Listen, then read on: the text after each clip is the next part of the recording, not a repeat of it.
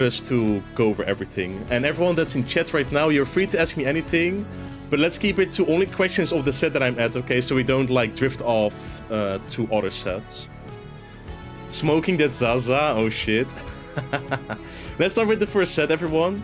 The floor 1 to 10 set is very easy, but it takes a long time. Like, it's not weird for you to spend a lot of time with this set.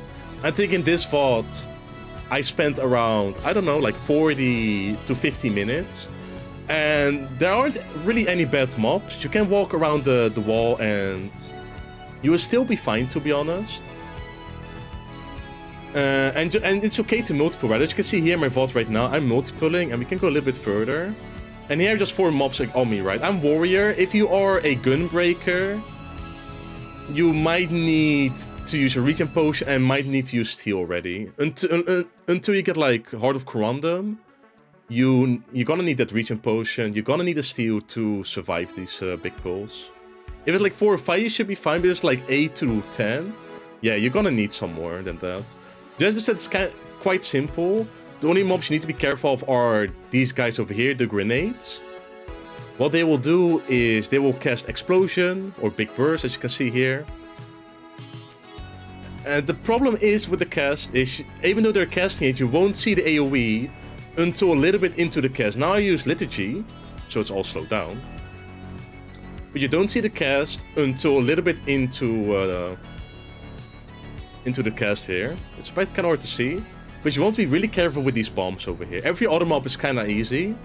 But those guys can one-shot you with the Big Burst. So be very careful of that. Now you're gonna hear this a lot, but every mechanic in here will one-shot you. Like everything will one-shot you.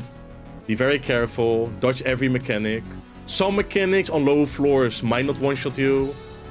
It's all a bit unconfirmed. Some things might not one-shot if you steal up. Some do. It's we still need more time to figure that out.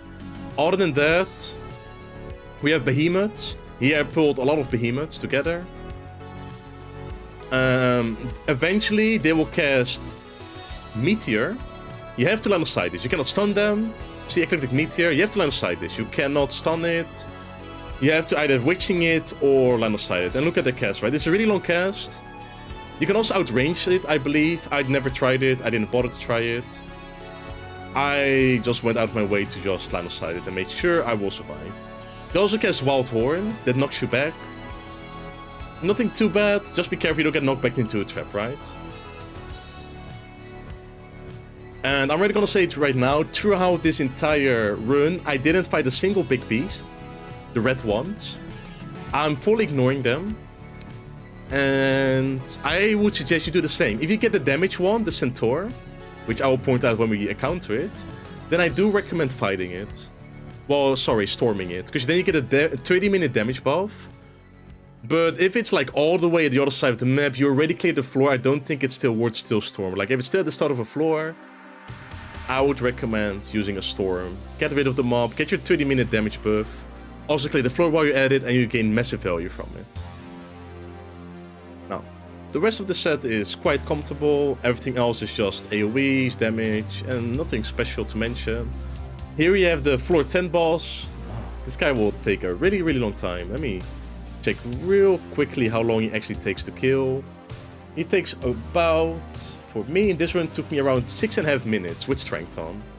That's a long time. And I was kept Ether Pool over here as well for the low floors. So it isn't on my Ether Pool being low here, it's just literally this guy just taking forever to die. Mechanics are quite simple. Just keep track of the melons. When they have, when there's lightning around them, you want to be dodging them. There's some tasty tank privilege. Oh, you mean like surviving everything? Like this thing takes forever, man. I will tell you already, on healers, this boss can take you 11 to 13 minutes without strength, if not longer. This boss takes so long. You can take a lot of Vun stacks, you can survive a lot of things. And oh, by the way, the timer with for like 6.5 minutes is with Pox, by the way. You can survive this AoE, you stand close to it, even without steal. I just did it out of safety, because it was still new.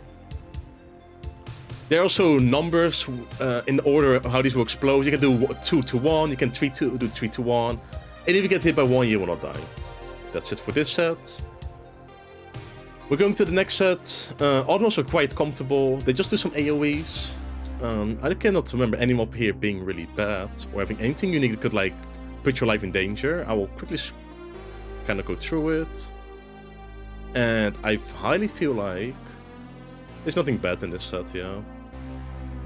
No mobs are bad in this set. All they do is just normal AoEs, just dodge them and you'll be fine. This set's easier than the first set, for sure. Okay, yeah. You'll most likely get to this set fast as well. You can do big pulls constantly as a warrior and you will have no issues. Did your Gunbreaker run fail? No, I disconnected. We're currently doing a warrior walkthrough guide run. I will say, don't worry too much about your commanders. Like over here, I got quite lucky with commanders. I just didn't get my dread yet. But it is not too common that you won't get any storms. That your demi-clones will still be at 1 or 2 or at 0 even. And that you have no raisings. Like these are very...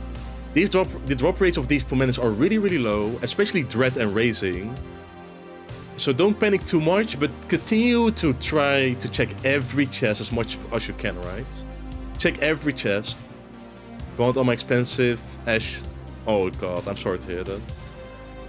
Okay, we continued on to the boss of this set. This boss is quite easy, and as you can see, I soaked a lot of Vun stacks. Although there is quite a simple way to deal with this boss. Which I found out in my second run. I didn't see it just in my first run. Let's do it real quickly in a bit.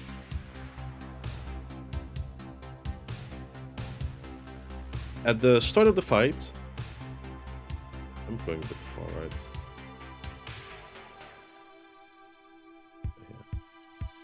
Okay, let's go. Okay, at the start of the fight, he will tether himself to the Gargoyles dragons on the side. He'll pull them to him, pull them towards the arena, and they will do a huge cleave. Just go between any side, go between here, here or here, and you're safe, right? Even if you get hit, you will not die. Even if you get hit by 2 or 3, you will not die as a tank. In this case, go in between. If I'm correct, what's this pattern? Oh, this is the shitty pattern. Yeah, this is the pattern where you get no uptime. Just go to one of the sides and you'll be fine.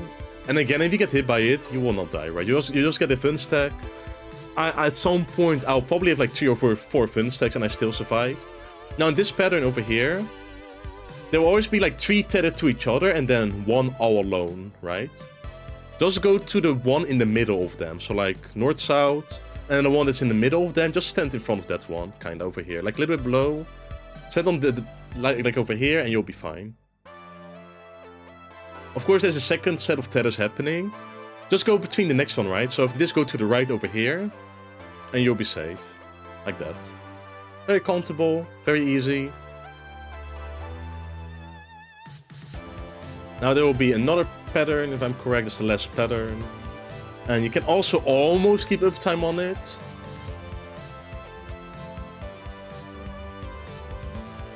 If we get to that real quickly. Overall, this boss should take you around... Let me check. It should take you around 5 to 70 minutes with strength as a warrior. In this pattern, go this way actually. I didn't notice at the time, but if you go that way, over here, there's a safe spot over there. Oh, over there was it. You can barely keep up time, running in circle, yeah, pretty much, yeah. But yeah, that's pretty much it. Even if you fail mechanics, you'll be fine, and then nothing to worry about really at this point, right? The boss dies quite fast, so you'll be fine. Let's go on to the next set, 21 to 30. This set will take a little bit longer. Chances are you might even time out if you get really unlucky. Shouldn't happen though. Okay, all these mobs are very comfortable. The Broby Mayayok over there and this bird over here don't really do any weird mechanic. This guy over here does an eye look away mechanic and then a melee ranged AoE. This guy does an eye look away mechanic and a melee ranged AoE. And the Wyvern, they do a room wide AoE. And in combat, they just put poison on you. That's it. It doesn't hurt at all.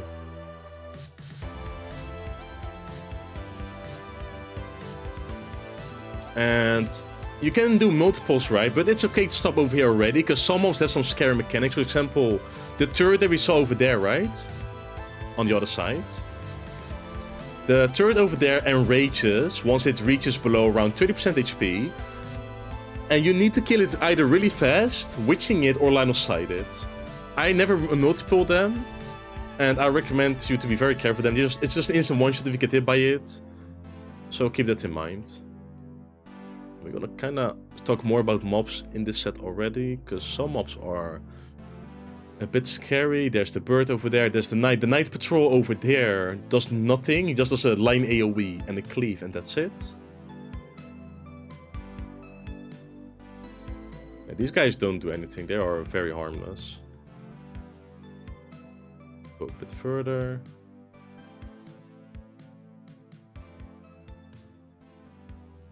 Okay. This guy over here. Oh wait, we can actually go a little bit back. Okay, this guy over here does a big pull in. It's called magnetic something something. He will do it right now, I believe. He'll be doing it anytime soon. Yes, electromagnetic force probably. He's gonna pull you towards him. You can outrange the pull in. Then he get pulled in, he does a melee AoE, as you saw there. So a little bit of a spin animation. As a tank, he will not die, so don't worry about it. If you get pulled in, you will not die as a tank. And here we have another mob, what's the patrol? It's a bit further. These turrets do nothing, they just throw a puddle on the ground at you. Nothing else to worry about. This dragon does a line AoE, if I'm correct.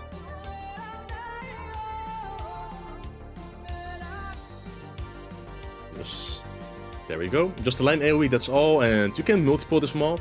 We have a lot of patrols going on over there. We always love to see it. This is the Lesser Orthos dragon. Nice name.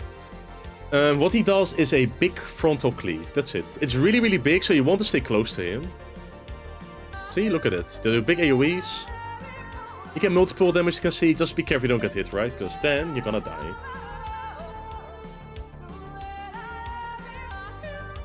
Okay, we're gonna skip a lot of mobs because there's nothing really scary going on either. This guy doesn't do anything either. He just throws some puddles. That's it. Still very easy mobs. Okay. This guy just does a cleave over here, nothing to worry about either.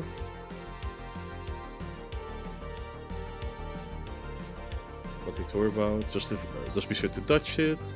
Here we have the turtle. He will cast Diamond back, and you want to interrupt this. I don't think I'll do it. Yeah, he is over here, you see it. He casts Diamond back, it gives him a defense buff. You can interrupt that. But the defense buff isn't so strong, like it's only like what, maybe reduce his damage by like 10 to 20%, I don't know. It's really, really small, a bit insignificant, so don't worry about it if you don't do it, right? It's not like, oh hey, he gets like 80% mitigation, right? Like the real Diamondback, 80 to 90%.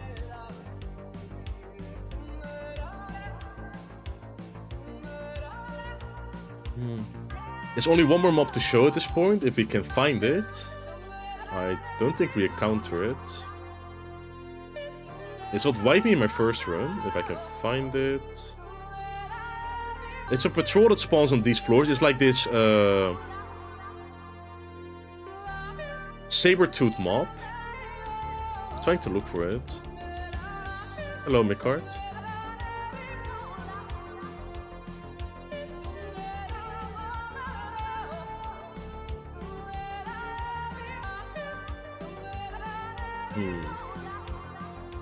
Can't find it. Maybe I can look for it real quickly in my other tab.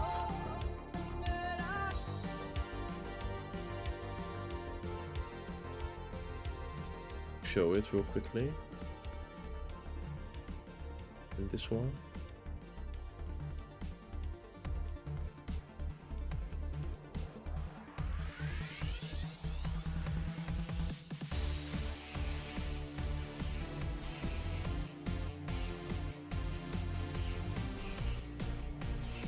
I think it happened here.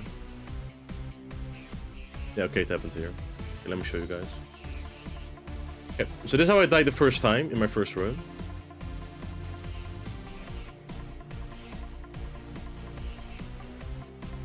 Let's see, it's in the pool.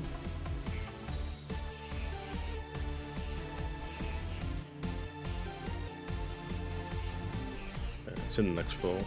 Oh no.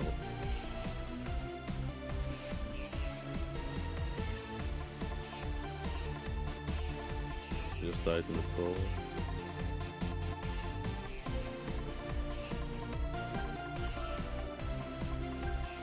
Very right. This is not the run. This should be the run, right? I'm so lost. Yeah, here it is. Yeah, this one over here. Wait, yeah, there we have it. We finally got it. Sorry for the delay. Okay. Yeah, this one over here. He casts side tail, right? As you can see here, he casts side tail. The indicator, the telegraph indicator doesn't show up until 75% of the cast, right? So, and if you get hit by that, boom, you're instantly dead. Or, well, you get stunned. But if you earn a big pull, yeah, you are kind of dead, right? So be very careful that with pulling, with doing big pulls. Keep that in mind and just avoid pulling him. It's okay to do it, just make sure you dodge it, okay? Then you'll be fine. Just don't get surprised by the attack, pretty much. Okay, we can go back to the original run now. We get to the floor 30 boss. A very easy boss. I just have to say so myself. Okay, the boss starts with summoning all these heads. Just dodge them and go in between them. If you do get hit by them, you get a Vun stack. If you did get a Vun stack, well, don't worry too much about it, right? It is what it is. You won't really die to this boss because he doesn't really do a whole lot of damage. If you get hit by Hot Wing or Hot Tail, as far as I know, you will not get one-shotted. So dodge all of these attacks. Mega Flare will spawn puddles around the arena. And out of those puddles, heads will spawn randomly. Just dodge these, otherwise you'll get a Vun stack. Even if you get it again, it's not so bad. This boss should take around 13 minutes without commanders. Although again, I'm low Ether pool, right? So I can't say for sure. It's a bit different.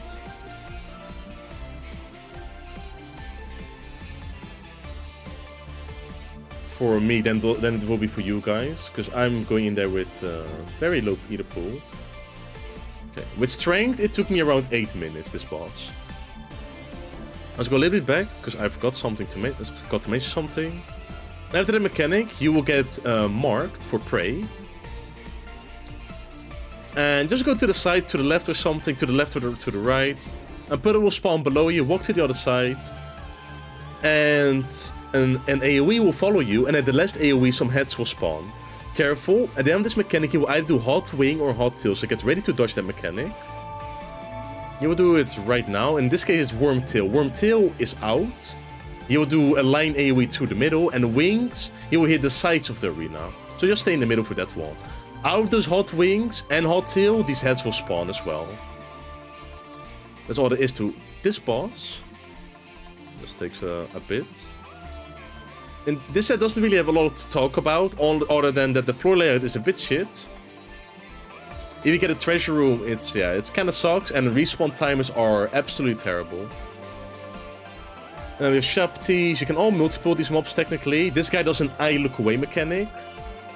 Be careful of that. He will do a look away mechanic, and then he will throw the puddle at you.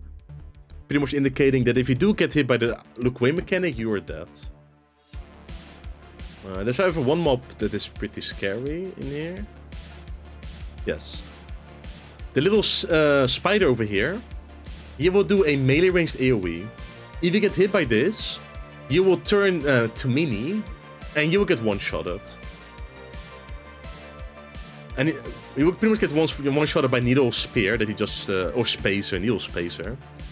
So this particle collision, the indicator doesn't show until like right at the end of the cast, so make sure you dodge that. Get out of it, respect the content. If you get hit by it, you're dead. To the next one.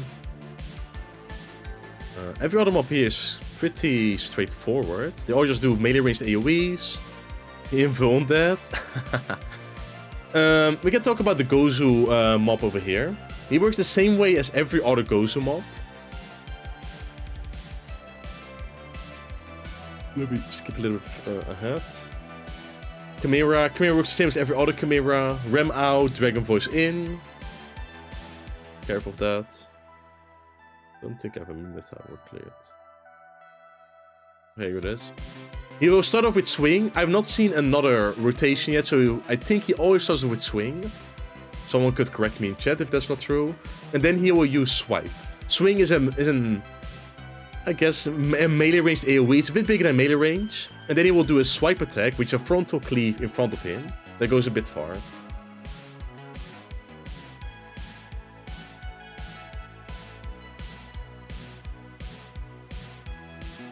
I don't think there's much more to say about this set. Like this set is pretty straightforward. Just be a bit careful of that spider mob. Here we have Twintania. If you are a raider, you already know what's waiting for you. She is going to cast Twisters. Twister is a mechanic that you want to keep running around from. So before the end of the cast, you want to start running. And on the location you were at the moment she casted it, that's where a puddle will spawn. Over here now, right? If you stand still, you instantly wipe. If you stand still, you will instantly wipe. If you move into it after it spawned, you will instantly wipe. So you have to keep moving in circles. That's what I always do. That's why I automatically dodge his attacks.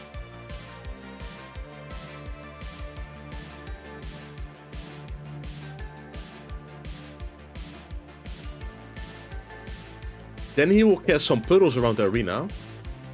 And I would say go to the side where the tornado's at, right? So you're gonna be baiting puddles. And at the end of the puddle bait, he's gonna do a knockback. You want to get knockbacked in a way so you don't hit any tornadoes.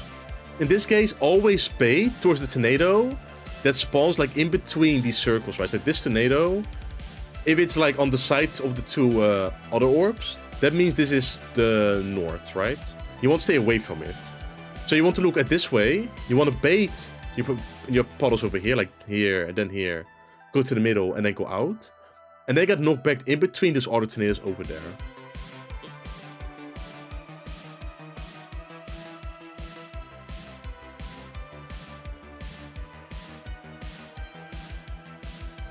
There we go. You get knocked back. And you can also anti-knockback this, or you can dash cancel it. Don't be too afraid, because the puddles and the outer ring of the arena won't one-shot you. Now there's only one more mechanic. Twintania is going to now cast Twister Mirage Dive, if I'm correct about the name. Or just spawn pulls. I was like, doesn't work on that knockback, I'm pretty sure. No, it actually... I don't remember if it worked. I did try it today. I don't remember if it worked, actually. Bomb 10.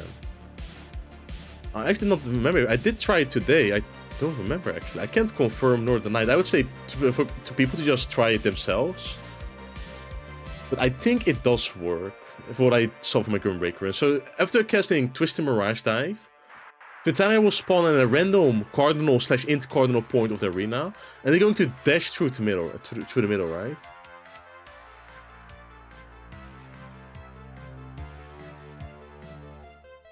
Right as this cast goes off, Mirage Dive, Twisters will also spawn below you, so keep moving as it happens. As you can see, there's a Twister spawned. And that's the entire fight. The Twintania will only do this mechanic only once. So as long as you make sure you do the mechanic correctly, you'll be fine. Everything else is kinda easy. So just be careful and make sure you do that mechanic correctly, right?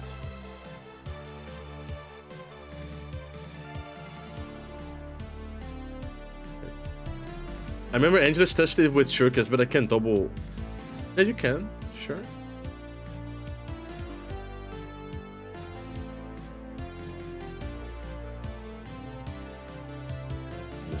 We're gonna go into the 41 plus set now. But before we continue further to this set, I want to talk about something else. Demi-clones. Demi-clones spawn not that rarely, even on lower floors.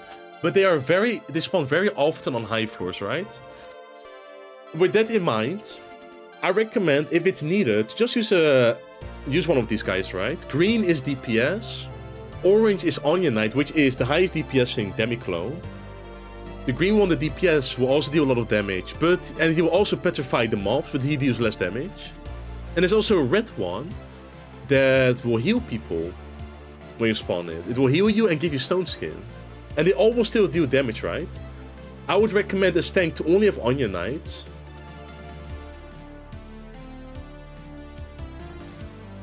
And for the others, it doesn't really matter too much. Like, if you don't ever get Onion Knights, it's okay. But try to only give Onion Knights, right? The DPS one is nice for flooring, especially if you don't know the mobs very well. He will petrify the mobs and put a dot on them, which is very nice, right? Petrification gives you like 10 seconds to kill the mob. And even if you don't have the Onion for the boss, you can still use one of the other ones, like Healer or the DPS one. Both deal a lot of damage to the boss and make it go by so fast. Oh, whoopsie. Misclick. 80 Boss, tell me.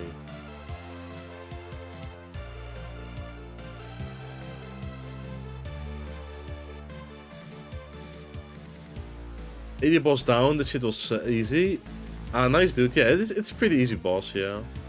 It just takes, yeah, a long time to get through it. Give me 1 second, guys, 1 moment.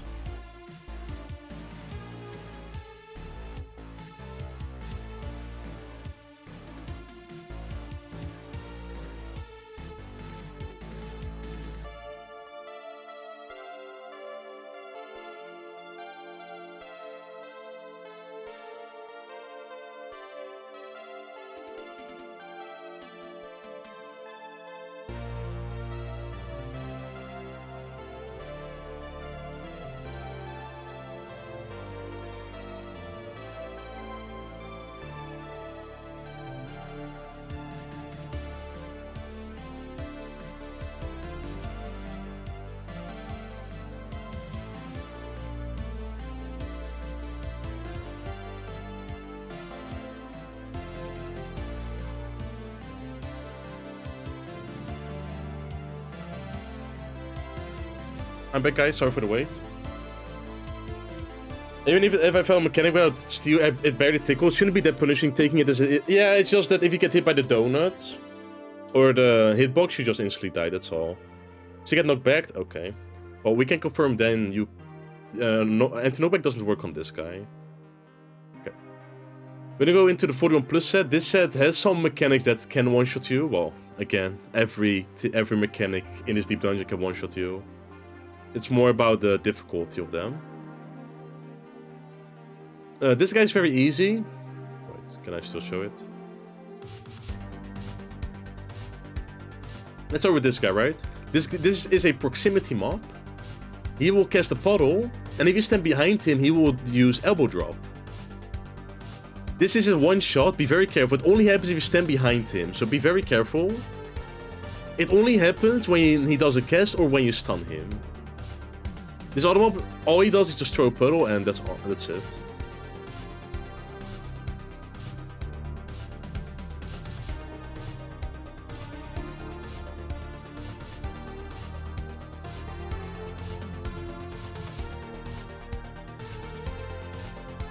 Okay, let's get to the next mobs.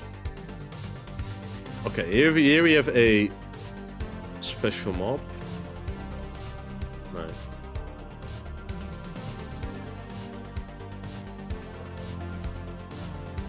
Here we got a patrol. I think I will kill it in time. I killed it too fast. Cool. Okay. He will start off with a frontal cleave. And at the frontal cleave, he will cast Quake. Quake is a big AoE that you can line of sight. If you don't line of sight it or interrupt it, he will instantly kill you. So make sure you always have your interrupt ready for this boss, or this mob I mean, and that's it. Mimics are easy. This one puts a slow on you with every auto attack he does. Don't worry too much about the slow. It will go up more and more and more, but I highly recommend them while fighting this to stun them and use arm's length, right? That's why he will hit you less and put less slows on you, because he does with every auto attack. Every auto attack he will lower your GCD timer. So try to avoid these guys, to be honest, if you can, because they will slow down your timer. That mob over there, the rock guy, he's very easy. All he does is just throw puddles, and that's it. So over here. Okay. Now this guy is a little bit more scary, right? This is a patrol mob. The KP.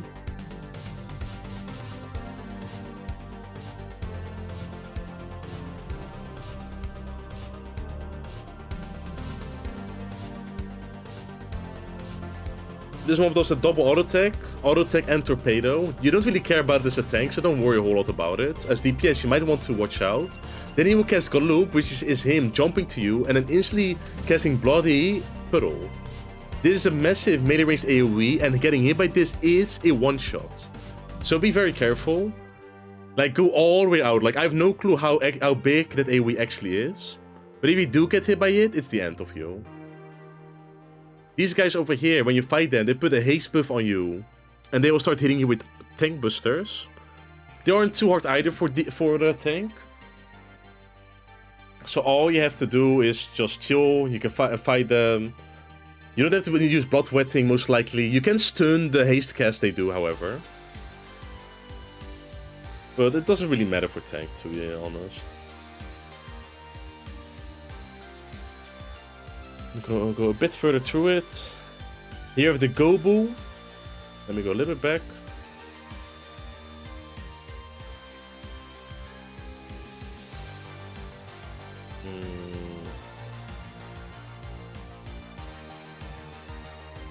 Let's see.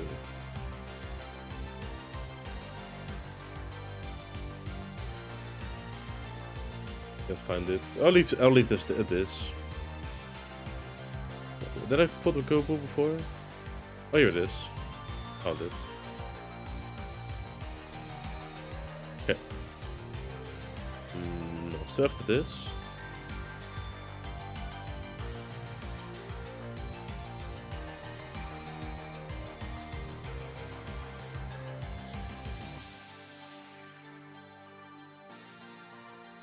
Okay. Let's go over the horse again, and then we get to the Gobu mob. The Gobu mob, it works exactly the same as any other mob in Deep Dungeon. He will pull you towards him, and then he will do a frontal cleave. Just go behind him and you'll be fine. Just be careful that the cast is pretty fast. Yeah, we're gonna pull one. This mob is sight. I'm gonna pull him and almost instantly into the pull. He's gonna pull you in like this. And he's gonna do a non-telegraph frontal cleave that will one-shot you. Be careful with that one. Mic off, but talking, so confused. Someone sent help. Yeah. It's the past. Okay, past Zeal had to be muted. Current Zeal is still here, alive and well. This guy over here is a free mob. Just be careful when you're fighting other mobs, okay, with this guy. He does an AoE. Well, his auto attack is kind of AoE. I don't know what it is really, but he does an attack that puts slow on you, and that's it. It does no damage to you, pretty much. It just slows you, like heavy, right? Heavy. It slows your movement. Not your GCD, just your movement. Now we're gonna go to the scariest mob of the set. Oh, and this guy will enrage soon, like once you get below 30%. So make sure you have enough burst to kill him. If you can't make it, use a witching, okay? He's playing a vault to teach us. Yes. And you guys are free to ask anything if you want. Let me see. Here's Fenrir, right? Fenrir is the scariest mob of this set. This guy has claimed many lives already. Fenrir is a patrol that spawns at floor 46, I think. There he is. He will cast, I think, something cry. You can only land inside this. Make sure you're close to a wall, Abyssal Cry. Go to a wall, dodge it. If you get hit by it, instant one-shot. Be very careful. You can only deal with this by either witching or going behind the wall. The walls here are very difficult to hide behind, so make sure you respect it 100%, lose all your uptime, and go all the way behind the wall over here, right? Other than that, they're kind of harmless, but since they are a patrol, you will be forced to fight them at least twice. So make sure you line of sight it, be careful, be respectful. Got mimics over here.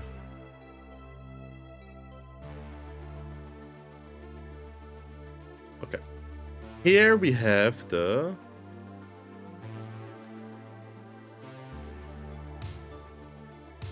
Okay, here with the Garm boss. Can you stun the doggos? Nope. You cannot do anything to Fenrir. Nothing. Fenrir cannot be stunned. He cannot be interrupted. Nothing. You need to line of sight it. You need to get out of its sight. Otherwise, you will die instantly. It's the only way to deal with the mob's mechanics.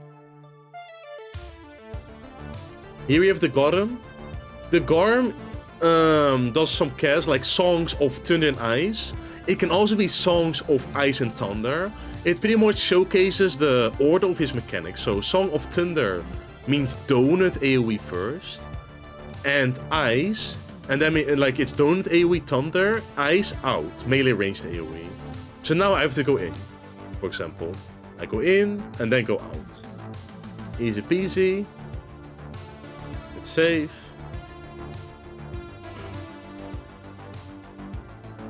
Then he will cast Leather Thunder, which is... Sorry, I read it wrong, my bad. Let me go back.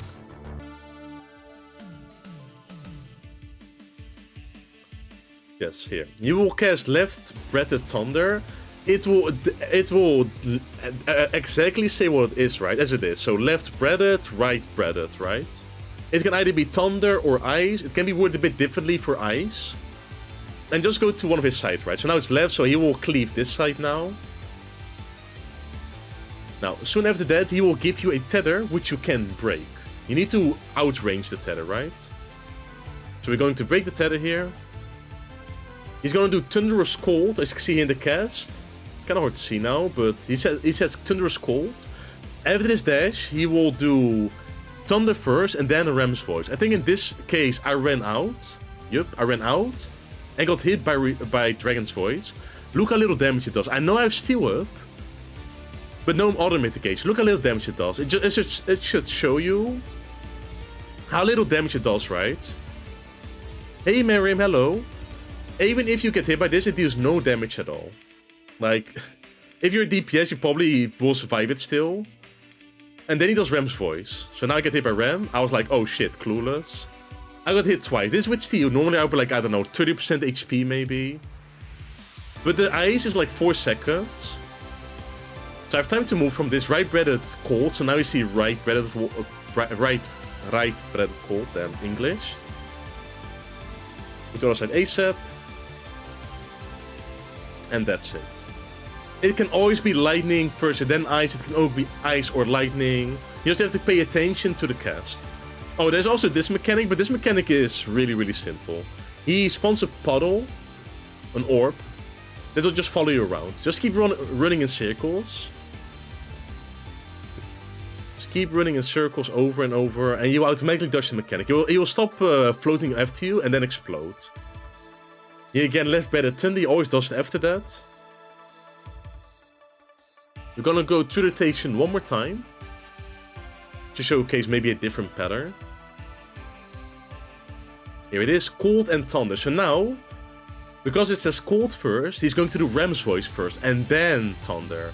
Since it's Cold first, you need to be kind of fast, because he's going to jump to you and instantly be in melee range, right? So keep running, otherwise you won't be dodging it.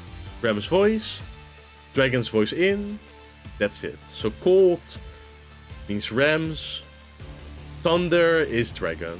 Thunder Donut, Ram's melee range AoE. And that's the entire fight. This boss should take you about around 7.5 minutes without command. It's probably faster than what I have, because yeah, Edipool was low. So I'm sure you will do better than me. Okay, we have this beautiful set, and I think this is the hardest set of them all. Yeah, I died. Ha ha ha ha. Keep laughing.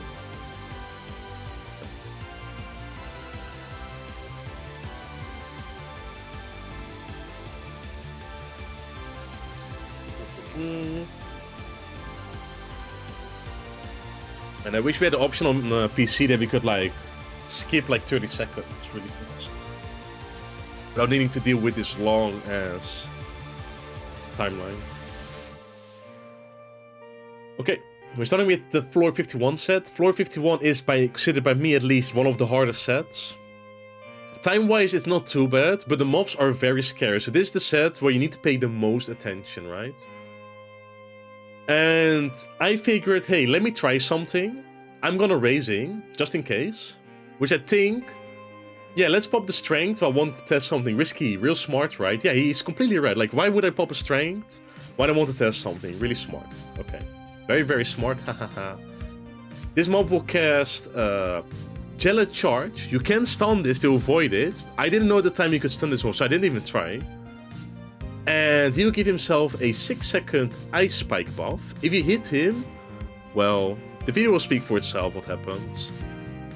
I auto-attacked it, and you get one-shotted. 225k damage. Yes, even auto-attacks will trigger this. Yeah, at least I popped a raising, indeed, sir. Yeah, I don't like to pull this mob. If you can stun him, it's fine. If you cannot stun him, you're kind of screwed. Oh, holy shit. Sorry, my phone just fell. And it hit a button on my keyboard. Sorry, guys. Okay, go back. Already working on a walkthrough? Yes, I am. So I kind of want to avoid these snails. You can, if you can stun them, they're not a time waste, right? If you stun the cast, which happens pretty soon into the pull, you're okay. I did it today on Gunbreaker, and they're kind of comfortable as long as you stun them. If you don't stun them, just walk away. Don't waste time. Don't risk dying to them. This guy over here is super easy. Just a snake. AoE. I think he also throws a puddle. That's it, right? Nothing. Yeah, he does throw a puddle as well. Nothing to really be afraid of. Okay, this guy is a bit scarier, okay? This is the Rockfin. Let me just actually show the start of the pull.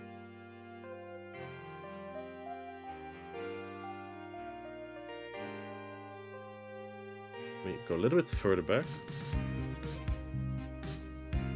Okay. Oh yeah, we have these sprites that spawn. If I'm correct, these are sight.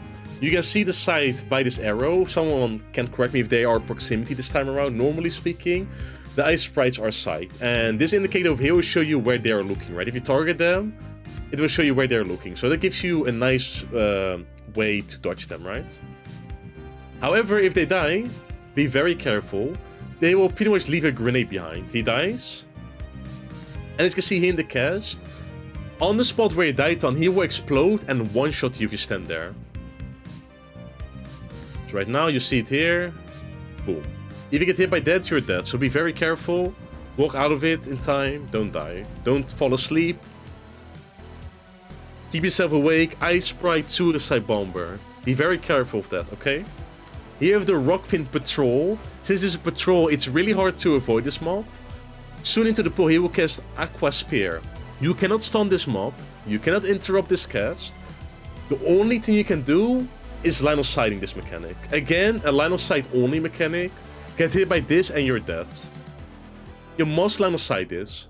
Lose your uptime. The walls are a bit janky. They aren't very good for line of sighting. Make sure you go all the way away and be very, very careful. Time-wise, for this set, you might already be pressed, by the way. Use a strength, a constantly, I would say, keep strength at 2 or 1 even. And kind of just eyeball it if you need to use more Pomendas, right? You need to keep going fast. This set can take a while. You might time out even if you're not careful.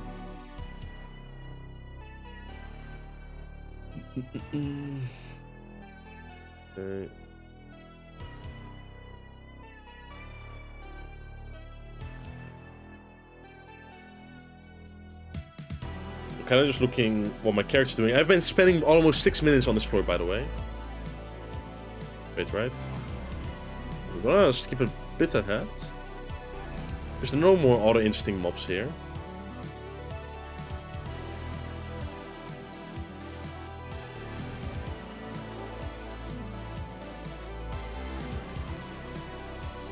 Let me see.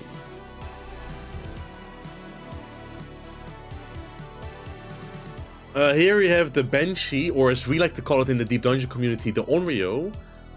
Compared to Heavens on High, this mob does nothing. All he does is a cleave. That's it. Super easy mob. The Onryo mob over here, or the Banshee for this Deep Dungeon, is incredibly easy. He just does a puddle, sorry, a cleave, not a puddle, a cleave. And that's all he does. A very easy mob. Almost died there thanks to animation lock. Good job.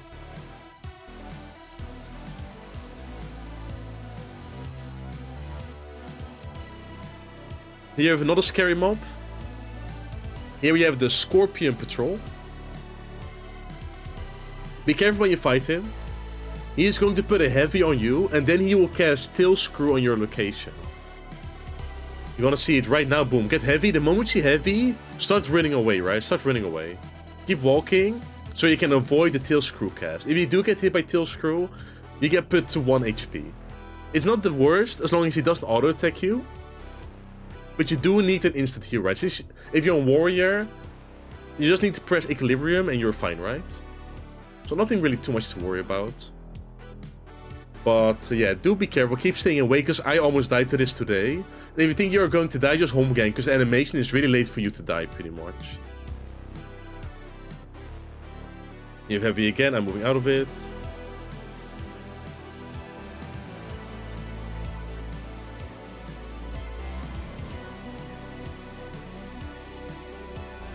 Just kind of rinse and repeat. Let me see if there are other bad mobs. And here we have the giant enemy crab.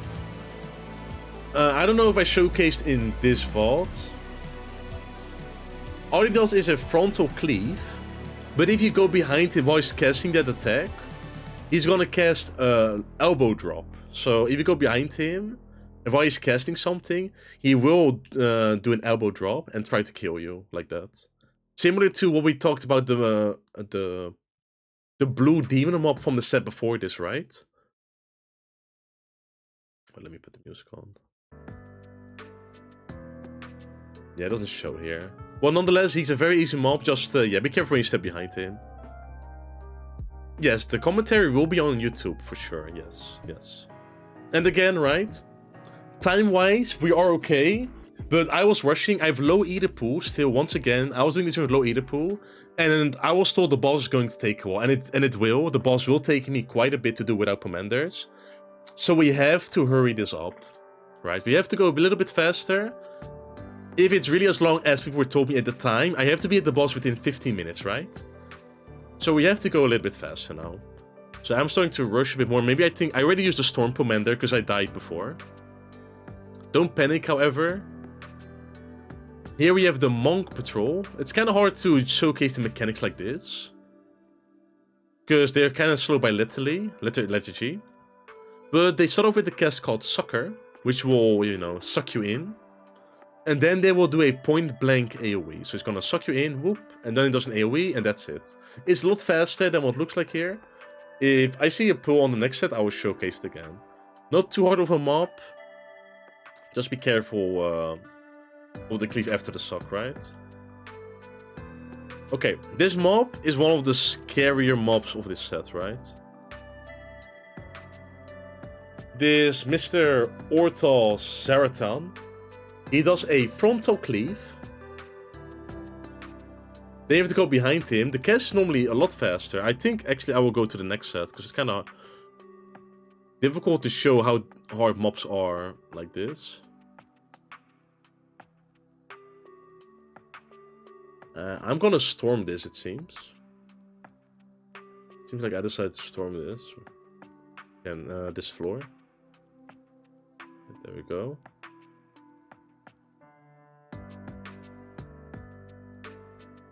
Okay. That's it for this set.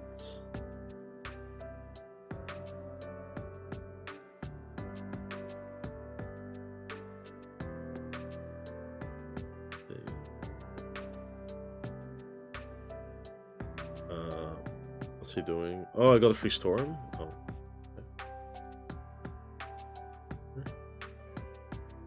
Okay.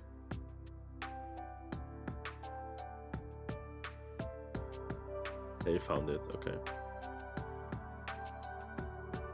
Okay, I want to say one thing. Be careful of traps, right? In this, because what just happened to me, I died to this mob. But that's my own fault, to be honest. I want to clarify one more thing that I forgot to do at the start of the set, or at the start of 41 plus already. Traps can spawn on the wall, right? Traps can spawn on the wall, so be very careful of that. Keep your eyes peeled and always be ready for a luring trap to drop, right? What this mob does, it starts with their frontal cleave, the telegraph marker.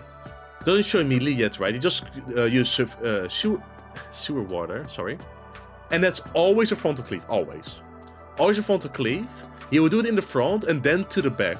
The back has nothing, no cast, no indication marker. So after that, go in front of him, and then it's going to hit the back. They are all one-shots, both of them. Be very careful, do not forget. Sewer water, go to the back and forth, right? To the back and the front. He's gonna hit to the front and the back, and you go back and front. Be very careful, the casts are pretty fast.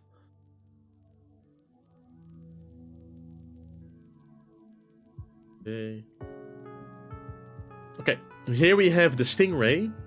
He is going to jump on you with Body Slam, and this will knock you back. As you can see here, right, I got lucky that there's no trap over here, so try to position yourself in such a way that you can knock back into the wall. After that, he will do a donut AoE. Be careful. I used the witching here because there are two of them, right? So if one of them would knock me out and let me get hit by Dragon Voice, I'll be dead. Now we're pulling two mobs. We're just focusing one down as fast as we can. So be careful of Body Slam. It knocks you back. Make sure you're just like against the wall or something where you cannot get you out.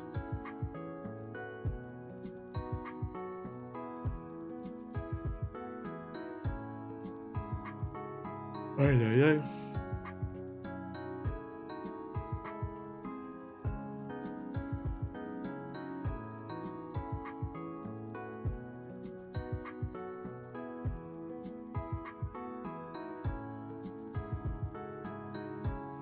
You have the Piranu.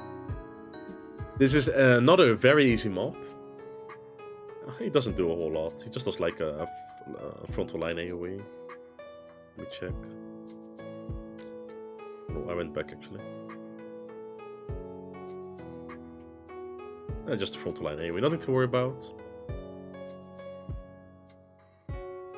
Okay. Now we got to the floor 60 boss, the Gozu one. This boss is fairly simple. It's very straightforward, to be honest. And if you mess up, and you will see this in my run, right? I will mess up. So he's gonna do quadruple swipe. He's gonna hit in every direction at least twice. It's not like, oh hey, I'm gonna hit one side 3 times. No, it's always twice. You just need to know the ordering, right? So in this case, we're gonna go a little bit back.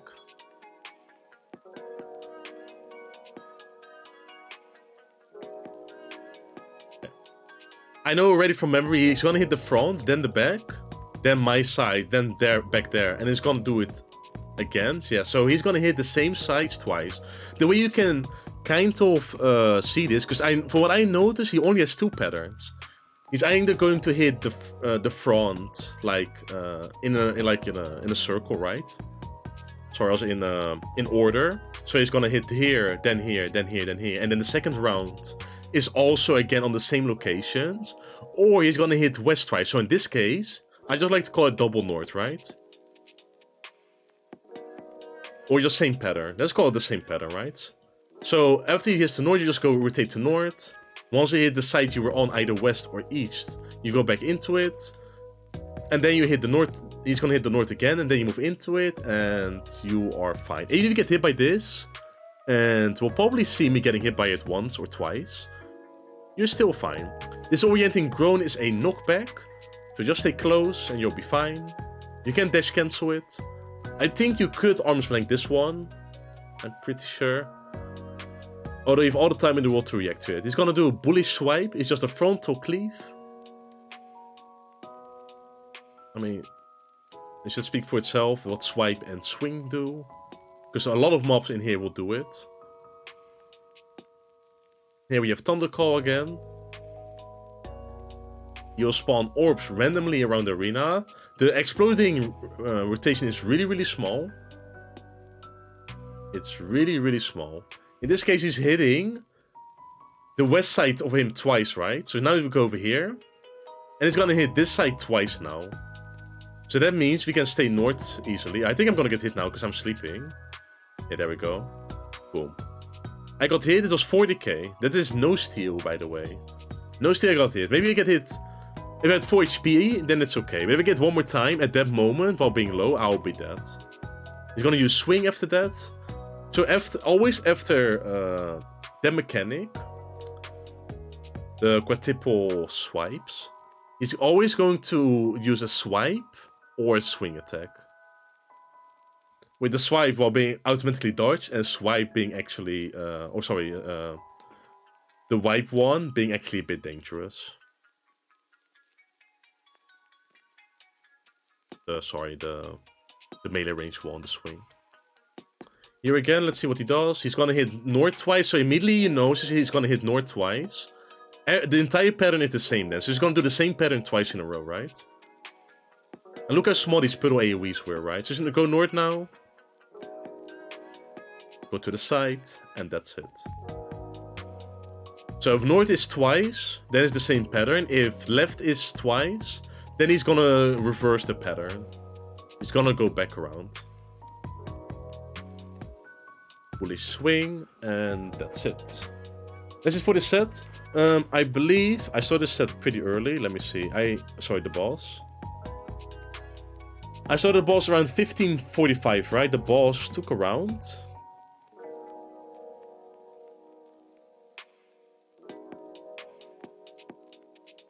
Okay.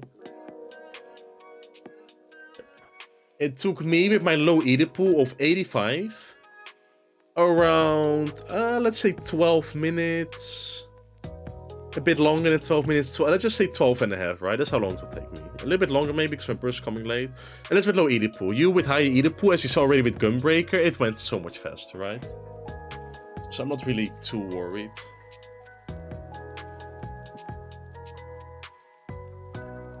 Okay, that's it for this set. We go now into the floor 61 to 70 set, and honestly, from now on, it gets easier. Like, the mobs aren't as bad. Only time will be difficult. And I will say at this point, you already need to burn your commanders. You're gonna be needing to use your storm. You're gonna be needing to use your flight. Like, I already keep flights at 2, storms at 2 here, and demi-clones at 2 here. And I kind of just try to get through this as fast as I can. Here you have the Orthos WF. I don't know how to pronounce that. WF. He does nothing. He just puts a dot on you. That's it. Special. Okay. There's a funny patrol that spawns between 61 to 80. It's called the Ninja Patrol. This mob has lower HP and is a proximity patrol. So it's hard to dodge, but he dies really fast. So they're a really good target to fight, right? To save time. They are a really good target to fight. Now, don't get scared when they suddenly aggro you. When they aggro you, they will teleport to you. Over there, that guy will aggro me soon. There it is. Gonna teleport to you and use that blossom. It's always the same. Always. Hey, El Hi, thank you for the follow. I appreciate it. Hope you're enjoying the stream. He's always going to do this. Now, I want you guys to know one thing. This guy will one-shot you if you're below 25% HP. I'm gonna kind of yoink Zaren's clip. It's owned by the public now. I'm sorry. I'm sorry, Zaren. I'm gonna yoink that clip of yours.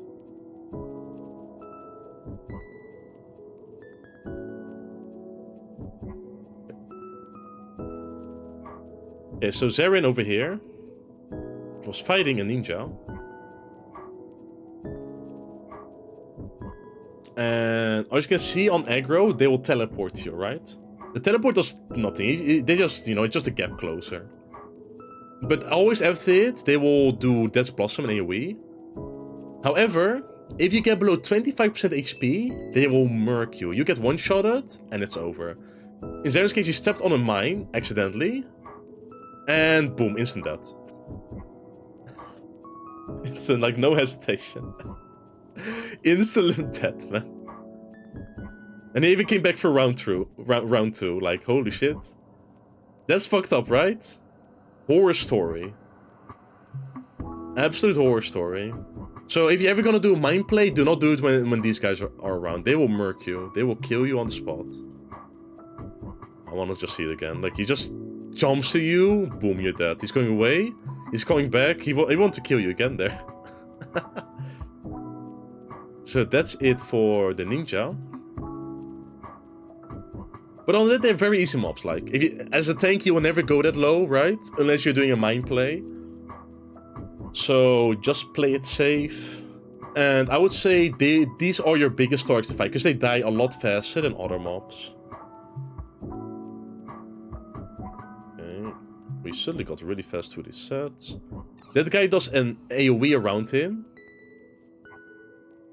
If you get hit by it, you become mini. And I will assume you will get one-shotted. I've never seen anyone get hit by it. It's a very easy point-blank AoE to dodge. This one over here does nothing, the monitor. Absolutely nothing, he just does like a cleave and that's it. Okay, and this is the set where it kind of went wrong, I think, for me. Or just the first set, I don't remember.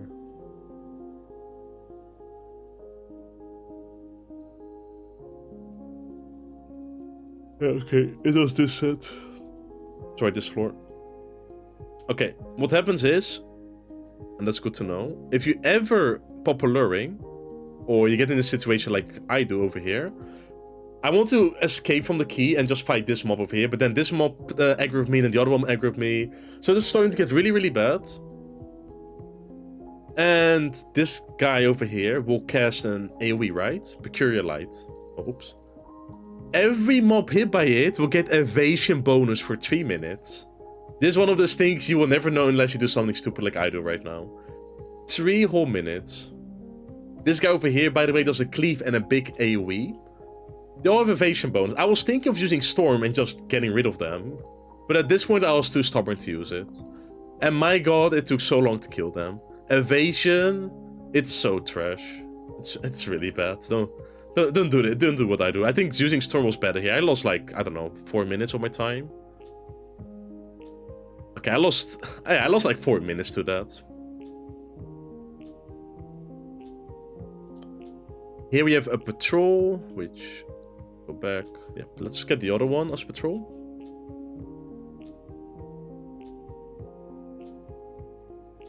Here have the Go-Ro. He works like the Manticore. He does a non-telegraphed frontal swipe. And if you stand behind him, he will also do a non-telegraphed elbow drop, as you like to call it, right? Or just a back swipe. Like that, with a still. Of course, any of these will one-shot you, and that's all he does. No fire breathing, nothing. Let's continue. And again, right, you need to use your permanents in this set to keep speeding up. Like, I would say keep storms and flights at 2 unless you are ahead already. Because right now I'm behind, kinda. I'm really far behind, so I need to start using floor wipes. With this, except I use Storm. This guy over here just throws puddles at you and hits you with a tank buster. It doesn't hurt a lot. However, this Drake over here, he puts a debuff on, or sorry, a buff on himself. It's similar to the snail from 51. I'm not sure if you die if you hit him. I would just say don't hit him if he does it, right?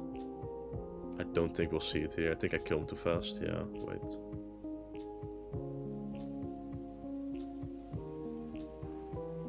I don't know if he does it.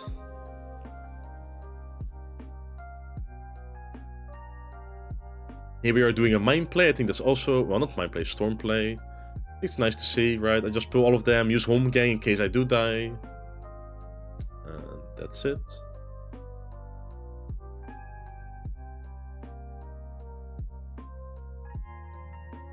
Okay, he's gonna do the cast now. Smoldering skills.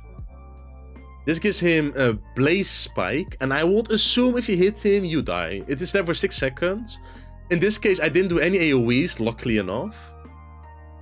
And then blaze spikes goes off, right? I think if you hit this, you're instantly dead, so be careful. It's like the snail, you can stun him. So it's not too bad. He just does an I look away mechanic and a big AoE around him, just like a similar mob we saw before. Nothing too bad. Mimic. Okay, here we have another fun mob. Hopefully I can show it. Okay, you have the Orthos Pelion or the Chameleon, right? Body press. Okay, let's go from the start. He will pull you towards him. We don't know yet if you normally in Palace, if you look away from this mob and he pulls you and you get stunned. I am not sure if it's the same case for this one. I never tried. I've not heard anyone else try it. But as long as you face him, you'll be fine. I will show it a bit early into the pull, maybe. Okay.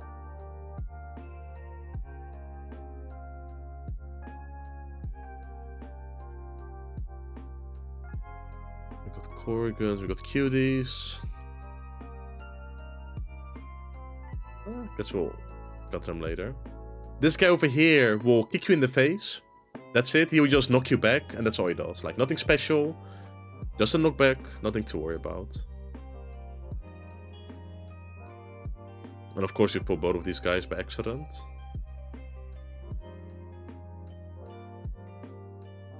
Okay.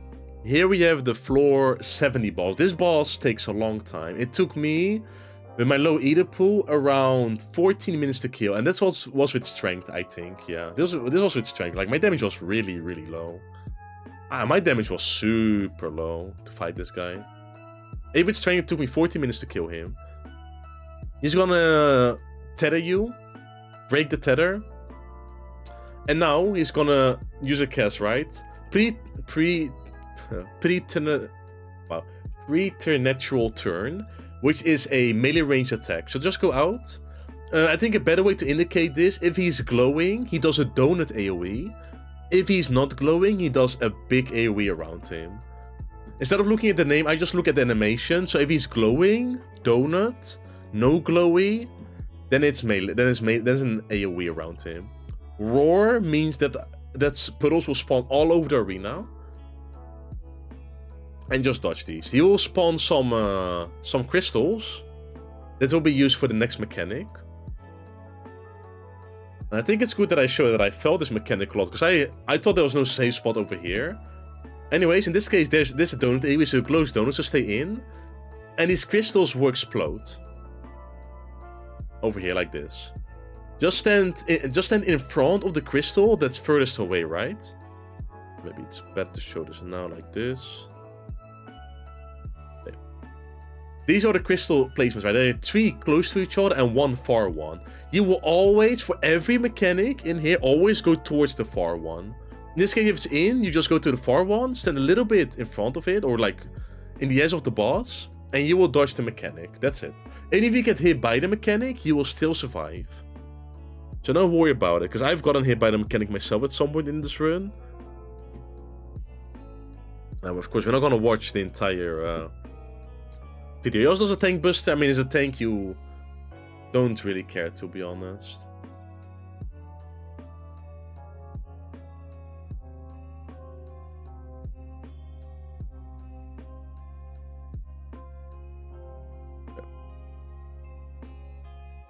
Tether, and again, here's melee out. And I want to show the other crystal pattern.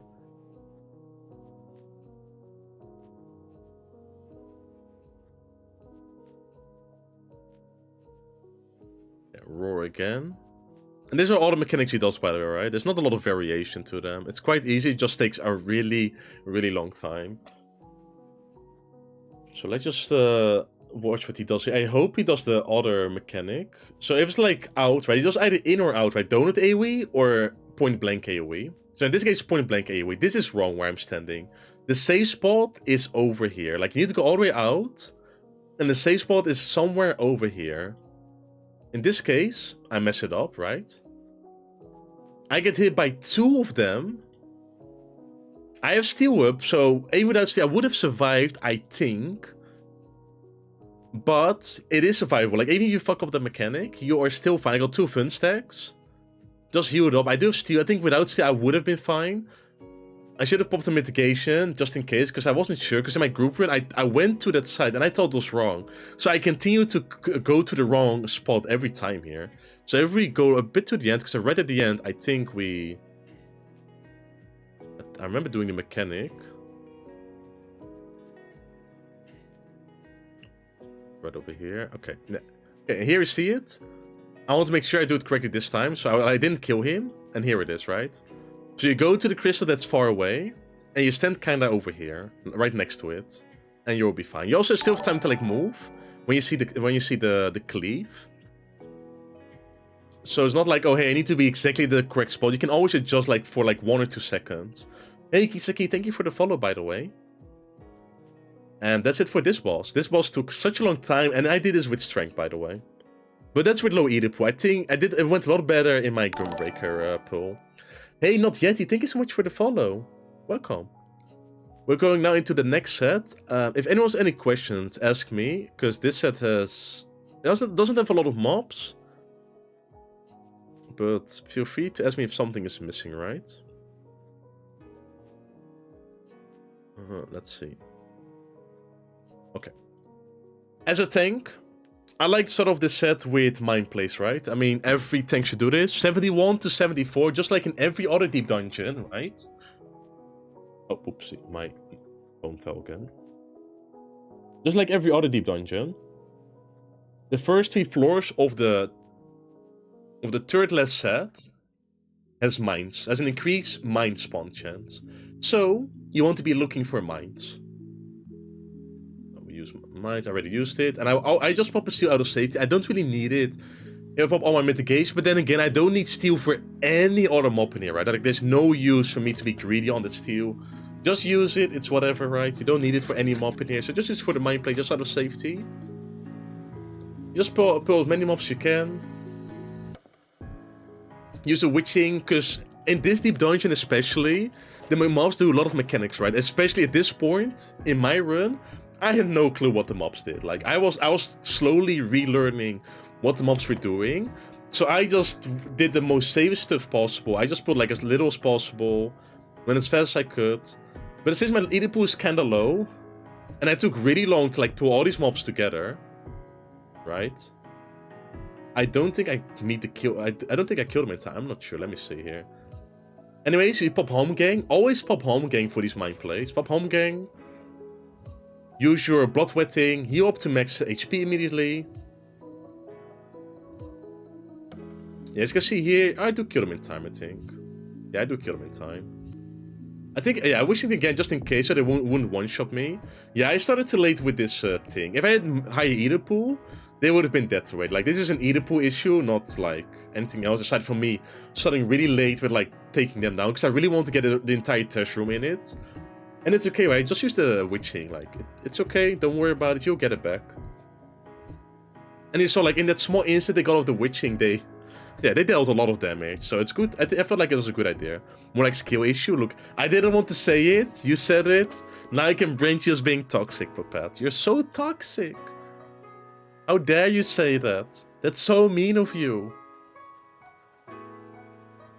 I didn't say it. I was about to say it at the skill issue. Now you're the toxic one for saying it in my chat. Oh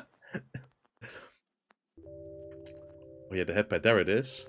Ah, okay. The headpad's fixed now. Now you can headpad me and bonk me. Okay, so that's it for this floor. We're gonna go to the next one. And again, right, this entire run I played really safe. In this set, you mostly save your time by using mind plays, right? So you kind of want to use as little as possible, but yet, for me in this case, I still had to see it with Gunbreaker, but you definitely want to keep flights and storms at 2. And I would feel like I would also demi-clones at 2. So triple side play, keep strengths at 1, keep demi-clones, storms, and flights at 2. Dread, you could keep it at 2. I don't think it's a bad idea to keep it at 2. The Dread Commander, this one over here. You can also do it. Fortune good to use with Bomb Trick? Yes, it's good to use with Bomb Trick, yes. I didn't use it because I still had all my good Pommanders, right? There's no point for me to use it now because I still have my big Pommanders, so I didn't feel like using Fortune. But in my Gunbreaker run today, for example, I had 3 Fortunes. So I just used it. I was also low on Pommanders, so I used the Fortune. If you have 3 Fortunes, I would say always kind of do it. If you have 2 Fortunes, I would wait unless you have like 2 of these Storms, right? The moment you have 2 Storms or 2 Flights, I would say more than 2 Storms or 2 Dreads, it's already worth doing it, right? Pretty much. So it's a good thing to use Fortune, yes. If you're low on Pommanders especially. And you pop a Raising, right? Especially if you don't know the mobs well. I'm here just searching for a mine. In this, again, normally I can already pull these mobs. I just did not know how these... what these mobs did yet. I had no clue. I was just kind of YOLOing it. In this case I popped Strength because I saw on the first mine pull, right, that I couldn't kill them in time. So I made sure that I could do it this time. This horse knocks you back 4 times. So this was really lucky. I almost got knocked back into the mine. There's an issue here that I don't have Home Gang, right? This was really close. I almost got knocked back into the mine. With Warrior, right? You don't need Home Gang for your mine plays, especially if you use Witching, right? Just use Shake It, because you have a mine deals 70% of your current HP. The only thing that can mitigate it is a shield, right? So you will come out with a higher HP value. I'll build that guy with us. I use Shake It, then we go for it, and we kill them all. With Strength, we have a good time here, and we finish them off.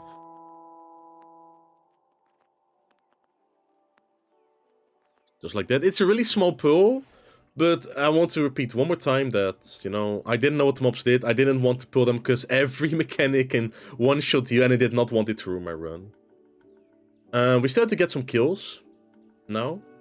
So now I can showcase a little bit what the mobs do. Let's go with the horse. The horse knocks you back 4 times.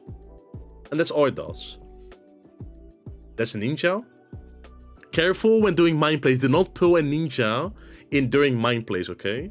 Unless you're witching them beforehand, then it's okay. The ninja just shakuchis to you. He uses a tank buster, or well, triple hit, right? Called Dream within a Dream, like the normal ninja skill does. Over here, right? Triple slash, right? On tank, you don't care. But on DPS, it might be more painful. I don't know. I don't know yet. I have to do a DPS run for that. So that's what the horse does. The horse kind of easy. Again, the ninjas are your top priority to fight. Not only are they proximity patrols and really hard to dodge, they are also really easy to kill. They have low HP. So I definitely recommend going for them. Here's another patrol. All he does are huge frontal cleaves. You want to be pulling that because they're patrols. But don't pull them in a mine play, right? You have nowhere to line of sight. And I don't even know if you can line of sight it. I think you can. But just as a disclaimer, I've never done it yet. Want to keep going. This guy is very easy as well. All he does is just a frontal cleave. That's it. Like, this mob is super easy. Wait, I want to go a little bit back. Let's see. Just to show it, like, the frontal cleave is really small and easy to dodge. Yeah, he does it slow call. The cleave doesn't show up until late into the cast, by the way, so do be careful of that, okay? That's one thing you do need to be careful of. I think he puts you to sleep looking at the animation, but I don't know. We're now going over to the guy that somehow killed me on my Gunbreaker run. Here we have the Gulo, what a nice name. He does a frontal swipe, but he does it twice. So he does it for this one. Boom, and he waits a little bit, like very sneaky from Square Enix. He makes you think, oh, we're safe, so we go back in front. And then he does another one. Both of these one-shot you. Be careful of that, okay? Just wait a little bit until he's done. Go behind. He does it twice. Be patient. One. He waits a little bit, and then he does another one. Damn, I can't imagine myself learning this stuff and on the go and keeping my cool. Yeah, and the thing is, I should have used letter G, right? So a big tip for everyone here. If you don't know what the mobs do, use letter G. What it does, right? It slows the mobs down. I was scared too. It slows the mobs down and their mechanics, but it shows the telegraph mark. Like, for example, the mobs, they show the telegraph markers really late. Now they'll show it pretty soon into the cast. And with letter G, you can kind of learn the mobs better. So if you don't know what the mobs do, you can use letter G to, like, learn the mechanics of the mobs at your own pace. Can I show more mobs? I think this floor is flighted, maybe? Okay, here's the patrol. He does a huge frontal cleave. And when you go behind him, yeah, this is a huge cleave, right? I have no clue if you can line of sight it. You stand behind him. Well, in this case, I wasn't really behind him. Too bad. Just chilling. I think this floor is flight. That's why I didn't use sight. Normally I should sight this. Yeah, if you stand behind him, he will cast Tail Swing, which is like elbow drop, right? It's just a huge cleave behind him. It only happens if he's casting and you stand behind him. So be careful. Obviously a one-shot. Okay, this guy, right? The Mammoth looks very menacing. But he's not. But you need to be very careful with this mechanic, because it's kind of fast. Hey, Jiliu.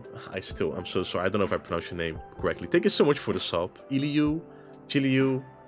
I'm so sorry. But I'm so happy with the sub. Thank you so much. I really appreciate it.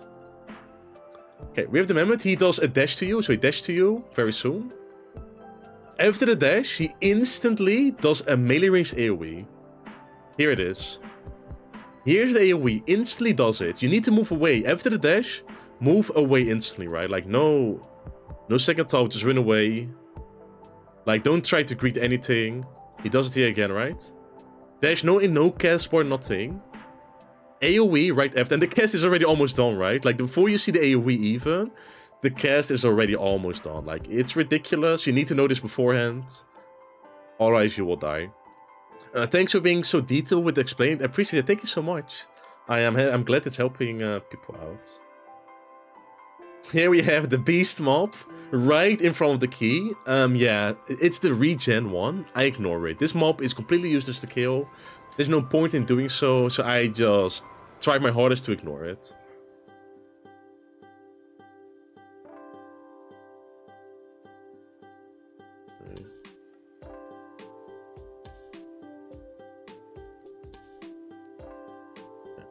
I think I should be doing one more mind play here.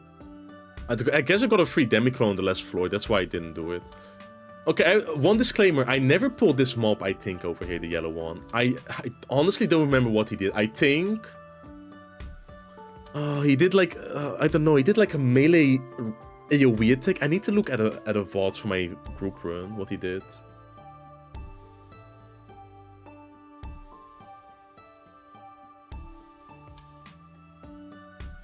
Oh, I might look at my group run clip real quickly to show it, what he does. Okay, yeah, I'm looking for a mine now. I think, what did we get here? We got steel. Nice. I'm just gonna skip a bit ahead. Okay, I think we did a storm play in the end. Which I think is good to show, right? The storm play. I had no clue what he did, right? The Thunder Beast. I had no clue. I got knocked back. I want to wishing as soon as... or get rid of them as soon as I could. Oh, that's what he did. Okay, wait. Let me show. It was kind of fucked because the unicorn screwed me over. He kept knocking me back. I should have used arm's length, to be honest. Killing Paw. What does he do? Okay, he does no cast, actually. I think he got saved from that. I don't know. Did he do a dash? Whoa, that looks kind of scummy. I want to look at it one more time. That looks really scummy.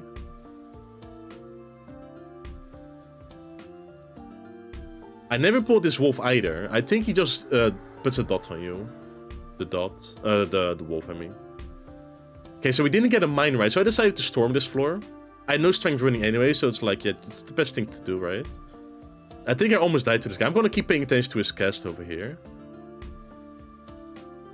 No, he's like the Manticore. He makes no, he doesn't show anything. It's over proximity, it's sight. The wolf is sight. Okay, so he just does a melee ranged AoE without any cast ward. That's pretty toxic. I was really lucky not to get hit by it.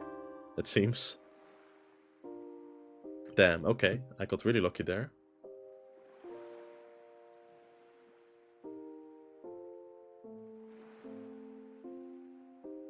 We did a storm here. Because we kind of want to keep storms at 2 as fast as we can. The wolf is sight. The other guy, the golden beast, is sight as well, but he's a patrol. We're gonna go to the next floor. What did I do here even? I think, did I do a mind play? Griffins are very easy to deal with, right? Hey Kenzie B, thank you for the follow. The Griffins are very easy to deal with. They are sight mobs instead of proximity this time around, if I'm correct. I got a clone here. On your knight, really good. So they do free fall, like the normal ones do. And eventually he will cast Winds of Winter. He is stunnable, if I'm correct. He should be stunnable. I don't know if I do it here, because he's kind of like melting because of the Onion Knight. Yeah, he does another free fall. After that second free fall, he's gonna use Winds of Winter. He should be stunnable. I'm pretty sure he's stunnable. He can also line of sight it. Yeah, the Onion Knight is really strong, right? Like, look how strong he is. Like, he will help you get through a floor really, really fast. It's like a slower... It's a really slow floor wipe, pretty much. But it's better for boss. So, like, for bosses, this thing is better than a Mage's Sight. Compared to Heavens on High. And so far, our time is okay. You want to be spending around, on average, 5 minutes per floor in this set. Even less, I would say. Considering, yeah, he's... sight, yeah, as you see now. I walked right past him. And we got a Silver Chest explosion, which also hits mobs, by the way, for those who don't know. So you can take it to your advantage and kill the mobs faster. And we go a little bit further. Reds again on you, to you, sir. Thank you, Omni Ross. How you doing? Let's see. Currently, our time is pretty good. There's some golden piece. I think I'm gonna use a trap piece. Okay, monkey.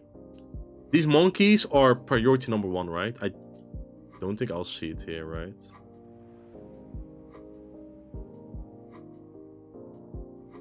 Oh yeah, we also have this guy. This guy does an eye look away mechanic. Let's just show this first until we get to the monkey. I went a bit too far now. We'll see the monkey enough anyways.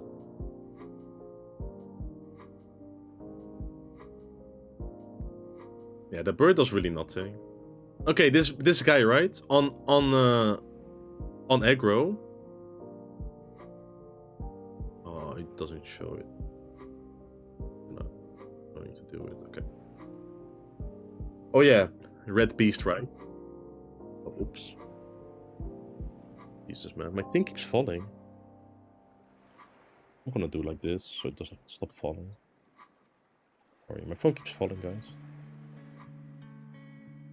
Okay. Anyways, this guy on aggro dash to you and it deals no damage. It deals no damage, the on aggro dash.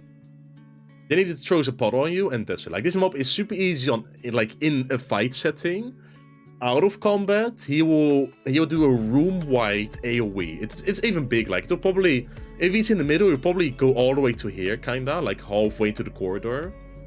And if you get hit by it, it's a one-shot. Like, do you see that AoE just now? That is an instant one-shot, right there.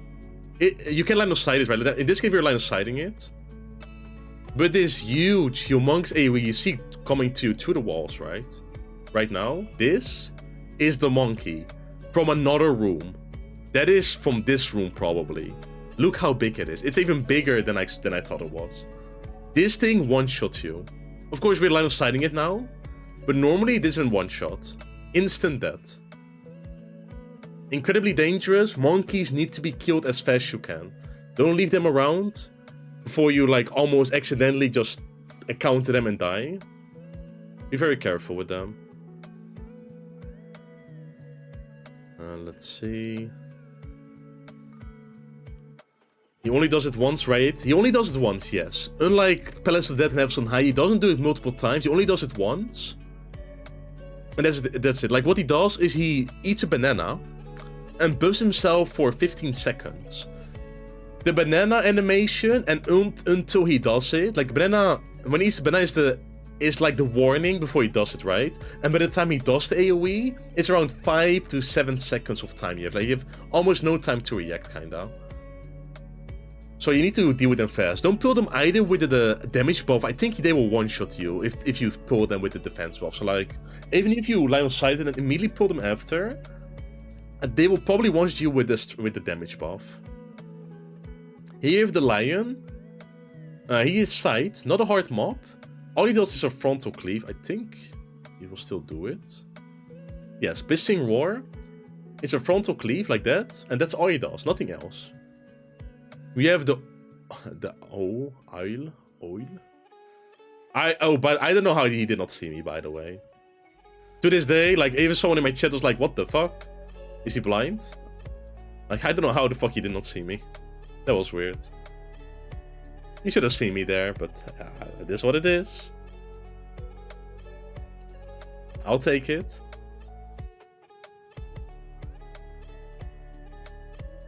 Sight or blind? Is Griffith sight?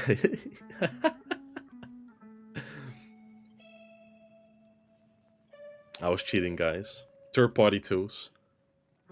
I was using third-party tools. Also, by the way, I'm 78 minutes in. And sorry, at floor 78 with 30 minutes left, by the way. I have been trying so hard to continue using my floor wipes, although I keep getting them back. Like, demi-clones, floor wipes, flights. I've been kind of lucky getting them back constantly, and this was kind of a piece of cake for me. I also got Corrigans, I see over there. I also use all my alts and influences almost in this set, unless... Right now, I'm not using them because I already am capped out on all my other commanders. Racing back. So we got all the racings here as well. Pretty nice. Let's continue. I don't know if they're... Okay, yeah, this guy, right? It's kind of hard to showcase him because there's the demi-clone with me. Okay. Okay, so this guy, he will put people to sleep on melee range. So you cast Chirp. And everything around him, it's a melee range attack. It's around here. He will put you to sleep if you get close to him. And then he will one-shot you. I think if I'm correct, he will throw a puddle at you if you get hit by it. I'm not sure. Someone in my group run did get hit by it. And I think he casts a puddle if you do get put to sleep. So be a bit careful with that. Like, it has no indication, nothing, right? So just get away. It's not like Palace of the Dead, where it can hit you from very far. It's only like a certain melee range around him. Only in this range where he put you to sleep and one-shot you.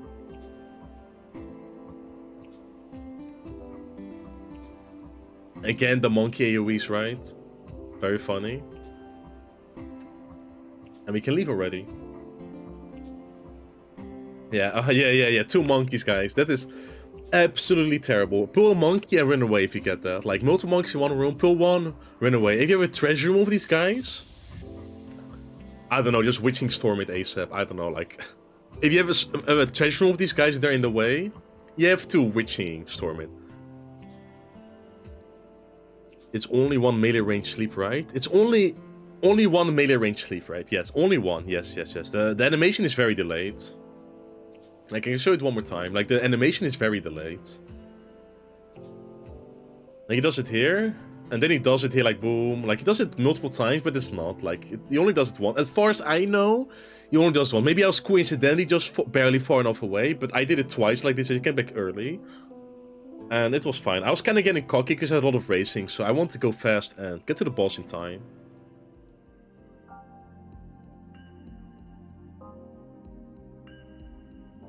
Okay, you have the monkey. I think I can finally show how his pearl look like. I know it's kind of obvious already from my explanation. Ayo. Okay, here it is. The final floor is flighted, so we have plenty of time, right? I just went out of my way to pull him instantly. When you pull him, boom, he's gonna dash you and knock you back. Apparently, I forgot that. And that's it. Like, he's a very easy mob, as we showed before. I think to worry about. Here's the lion. The monkey, yeah. That's pretty much it. Like, the rest of the mobs don't... Are you spinning the monkey to reduce autos? No, I don't spin. I just can't stand still. I already forgot. It's the snail Mikar. The snail puts an ice buff on him. I think I know what most enemies do, but I don't know which set it was. Okay, 51 plus as the snail that puts a freeze on himself. If you hit him, you get one-shotted. It's the set with the stone shark patrol, the line AoE. You have to line of sight the line AoE of the stone shark, right? The stone shark patrol. It's like the Odin one, right? The Odin line of sight. And it has the tentacle one, right? The two tentacles. There's the frontal and back cleave. Remember that one? The one with like the huge two tentacles?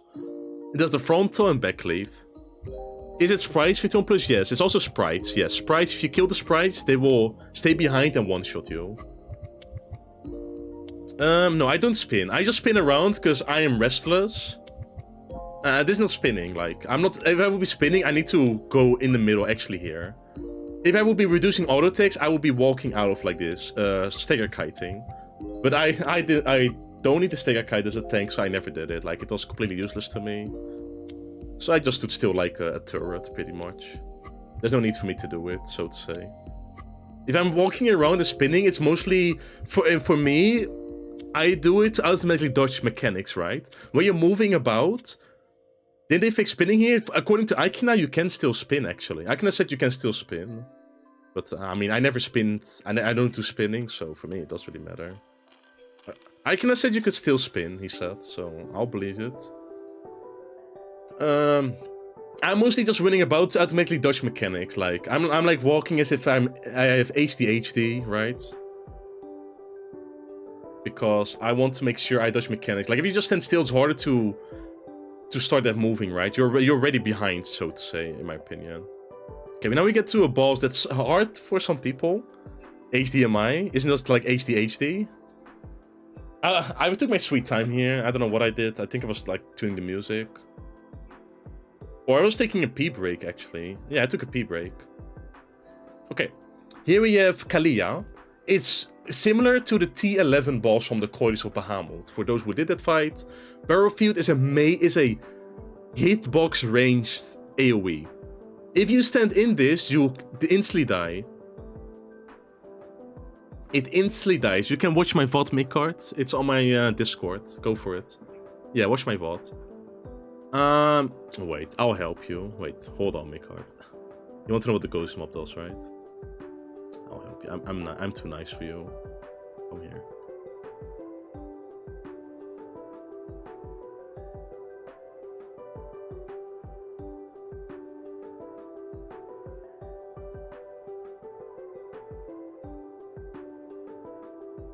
Here it is.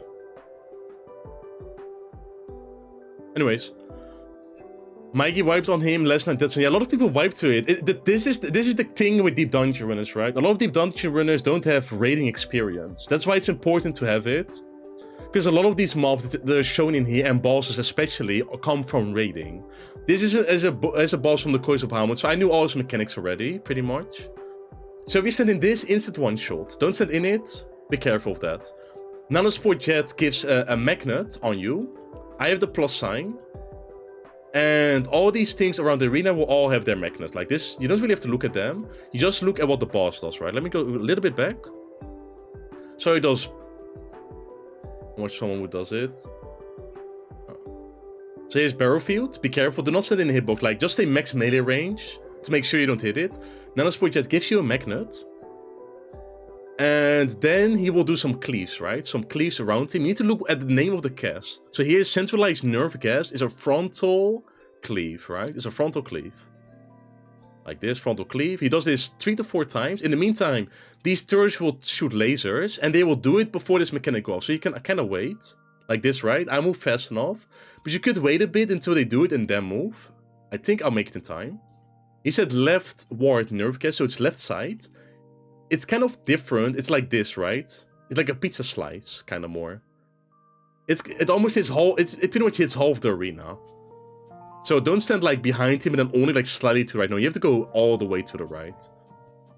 Another centralized nerve gas. Again, lasers go first, then the thing. I'm just still moving in time. If you get hit by them, you won't die. Then you get tethered to one of the turrets. He's gonna do one more nerve gas. I got hit by it. As you can see, I don't die. I did take a lot of damage, half my HP. 50k damage. I think if you are a DPS, you might die to this. I didn't die, luckily. So you need to look at your magnet, right? It's like normal magnets. In this case,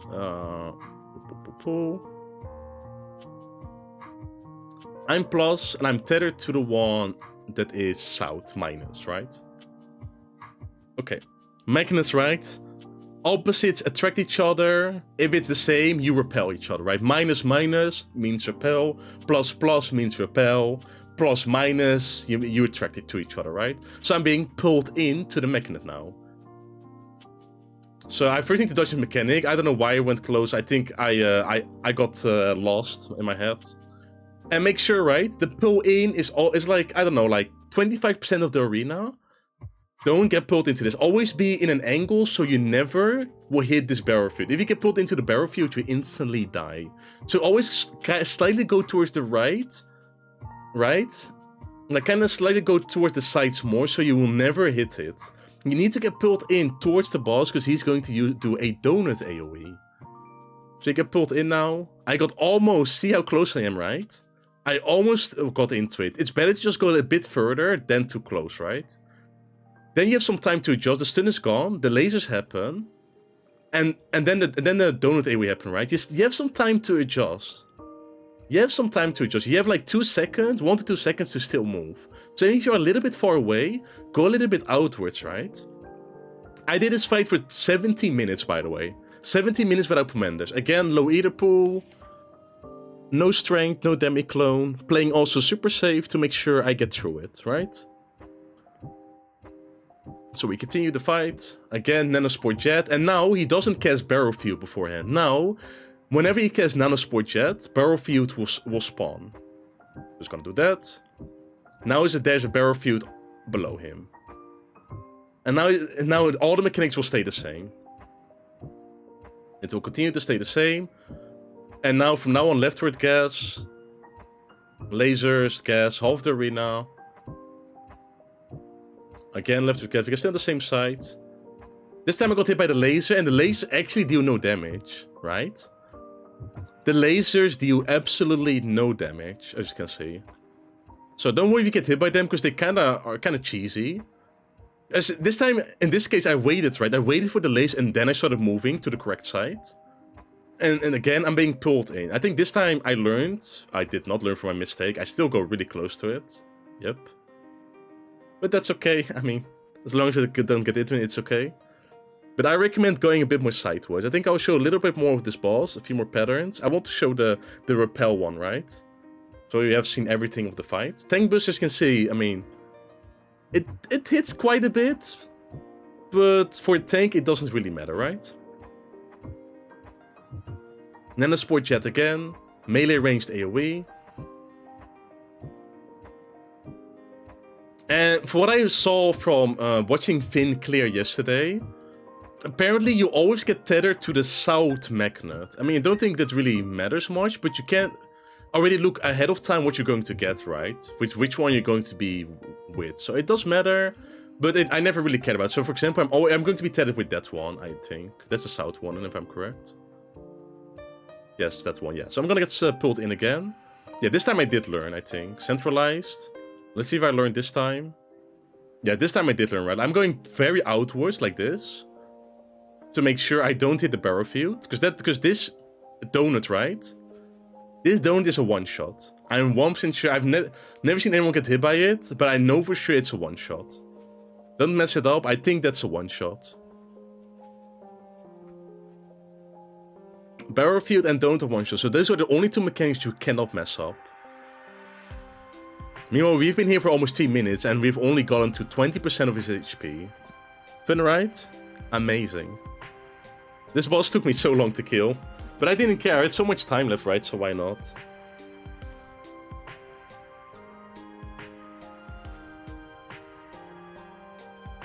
So we have the gas again. And we can look south already, right? We have the minus. Leftward gas. I can't really see, it doesn't really show it. We got minus, yeah, so this is the pushback, right? So now we can already think, okay, minus, minus, repel, repel, repel. Okay, we're gonna get repelled. So we're gonna get ready to go south. Left side again, so we have to move. Oh, this is the south side, sorry. I can't calibrate my brain. So we're gonna get pushed away. Same thing, right? Just like, you know, like, position yourself so you get, like, you know, catapult away. You can, like, you can shot away like gun, pew, get into position, and it's the same thing, right? And now it's just rinse and repeat for like 70 minutes for me. Great. We're here for a long time. I guess we can show minus one more time, I guess, to make sure people get it. Right side, again. This halfway, so make sure you're a little bit to the left here, right? It really covers half the arena. Again, minus, yep, I get repelled. But there's a lot of time, right? Make sure you first dodge the gas, and then you still have like 5 seconds to dodge, to get into position, right? So take your time. I'm even keeping uptime and greeting DPS. And I get pushed away. One thing to mention, I'm pretty sure some people might have this question in their head. Is it like all other mechanics that if you're too close or too far away, then you get like a debuff or something? Because normally in raid mechanics, if you're too far away with magnets or too close to the other magnet, you're gonna get a debuff. No, it will not happen. Doesn't matter how far you are or how close, you will not make a mistake.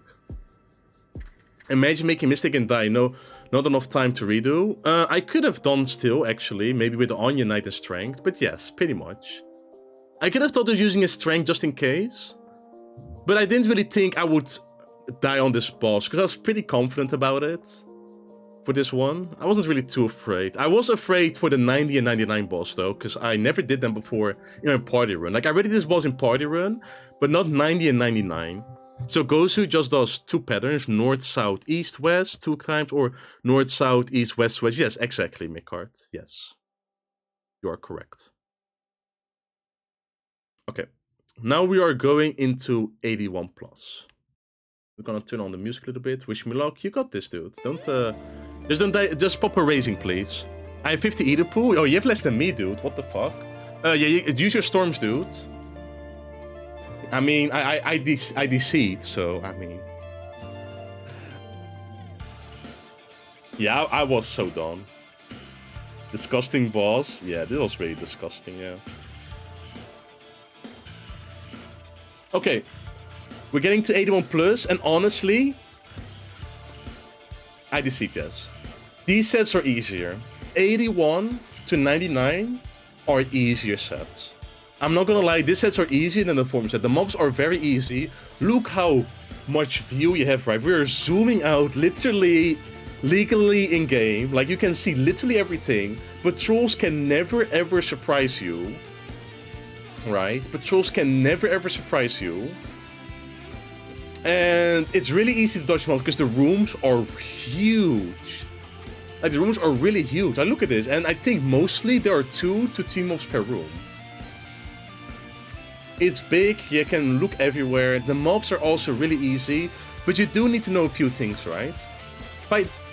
Even here, right, I'm multi-pulling this guy because I know what he does. He teleports to you, and this guy out of combat, will do an eye mechanic. As you can see, an animation behind me, maybe right now. Boom, there. Out of combat, they will do an eye mechanic. Make sure you look away from them. They will also do it during the fight, like this here. You will do it here, I guess.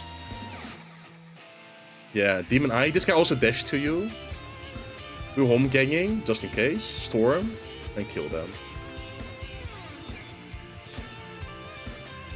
I could have pulled more of them with steel, but I didn't want to risk it because I still didn't know the mobs 100%, and I was very doubtful. But honestly, you can put a lot of these mobs, like they don't do anything really, and you can just kill them all in one go with one storm, to be honest. Here we have the Course Patrol. Let's go a little bit back. The Course Patrol is proximity, but unlike Palace, this patrol is a piece of cake. Like, for people that have done Palace, he was always super scary there. Here, he's still proximity, but he's just not scary at all. He will not even jump on you on aggro. He will do a double auto attack eventually. Instead, he will cast Glass Punch, a non-telegraphed frontal cleave. Like that. It will spawn at the last second, and that's all he does. Just fight him, kill him, and you'll be fine. Very easy mob, just avoid Glass Punch. Oh, it catapult, but I mean, you can react to that. And make sure, right, keep your strength tinctures potions rolling. Like, I keep spamming them throughout the entire run. So, keep them up. Hey, Johnny, congrats, man. Super well done. I'm so proud of you. Dude, is this gonna be the Johnny first clear? Yo. Hey, I just got a message. I'm gonna send it to you. Here, use this for the final boss. This is better than my diagrams. Okay, anyways, let's continue.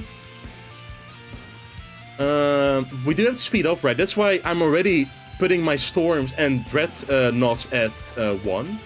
Sorry, at 2. I think I'm not... I think I flighted this floor. I didn't pay attention. I think I flighted it. So we're just fighting through it with strength right now.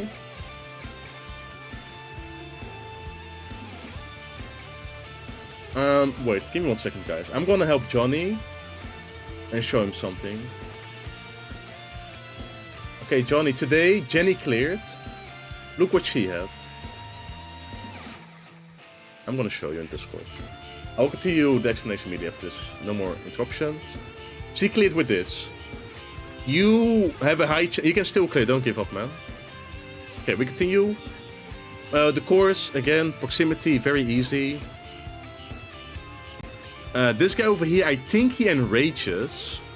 I don't think I pulled him. I was like, I don't know you, so I don't pull you. Okay, persona, right?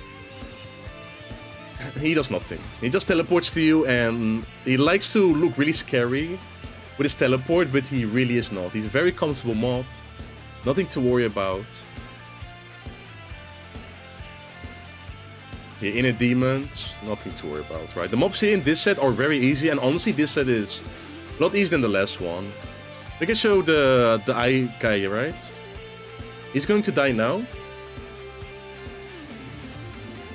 Oh, kind of a leg spike.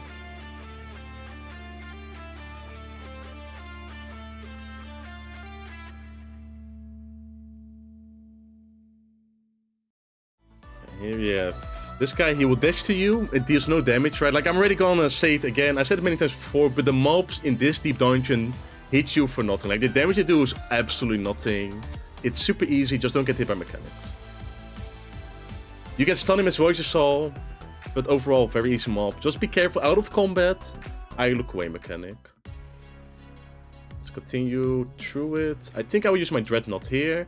These guys are quite easy too. They just spam AoE vulnerability stacks when you fight them. Pretty much.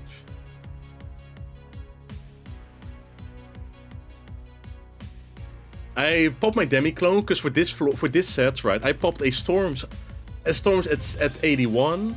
I popped a Flight for 82, and I popped a Clone for 83, and then I Dread 84. I want to keep all my time save reminders at 2. To go as fast as I can to still make it. I'm just trying to look for... Alright, we already got through this really fast actually. That's okay. Did we get a storm or something? Was Mimic? Okay. I think we got another storms here. Yeah, I think we got another storms, it seems. This mob over here is very easy too. What's his name? I can't see it. This guy over here. You can see him properly, right? We'll find him later, but he does absolutely nothing. He just does auto attacks and some puddles, and that's it. Like, most mobs in here, just puddles. That's pretty much it. Although, as we go higher, this guy enrages, if I remember. Let me pull him, I think. Yeah, here we fight him. Oh, no, I dread not. Make sure you use your safeties or sides when you dreadnought, by the way. I would say use safeties and use sides for mind plays. Okay, here fight one. He just does some puddles, right? Nothing too scary. Hey, don't worry. Nothing to worry about. See, very comfortable mob. Nothing to worry about. Yeah, as you can see, I had to fight through a treasure room, but it's good because now I'm fighting mobs. I think I'm pulling the deep eye now to showcase him.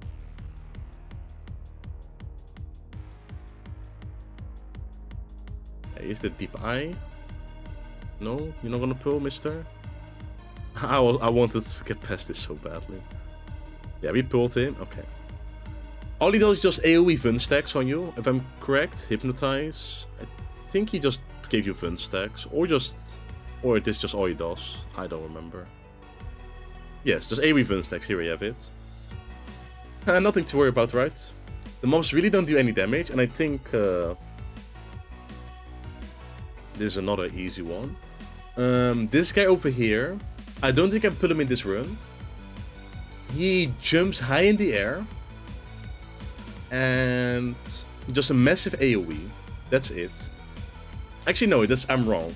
He does another thing. He does a big non-telegraph frontal cleave. It's called like triple something, but it's just one cleave. Like it sounds very menacing, but it's called triple something. But it's in reality just a big AoE around him that he does. I don't know if I pull him though.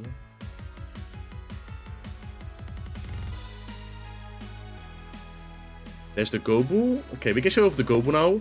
Literally the same as the Gobu early on in the run, right? Once he's gonna suck you in and does a sneeze, frontal cleave, go behind him, get hit, you're dead. That's all he does. Oh yeah, the puddle, but you can react to that. Okay. I think I use a storm here, I believe. Tenma, he does nothing. Tenma is just Nicker. Yes, he does Nicker, which is a point-blank AoE, but without a telegraph. Be careful with that. Nicker is a point-blank AoE. I know you never look back to check for patrol. I do that a lot. Do you use voice cues for footsteps? Yes, I use footsteps, yes. But you have a lot of time to check them over here, to be honest. Also, I'm kind of hyper-focused, so it's not too weird for me to miss them over here, to be honest. It's not too weird for me to miss them in my run. I think there was a good indication here, real quickly. It's good to keep looking around, but since I was a tank, I wasn't really too worried. Especially in this area, I'm not really looking around a whole lot. Okay, so I want to just showcase one thing, right? Is this white guy. So here you see big AoE, right? That's being casted by this guy, the white guys. That's the cast they do. I call it Hulk Smash. Like, it's a very scary animation, like you see here, boom. Like, it's insane how crazy that animation looks. This guy does a big cleave, and he enrages eventually, if I'm correct. And here's the triple teeth, right? He almost killed me there, right? Let me go a little bit back to showcase that.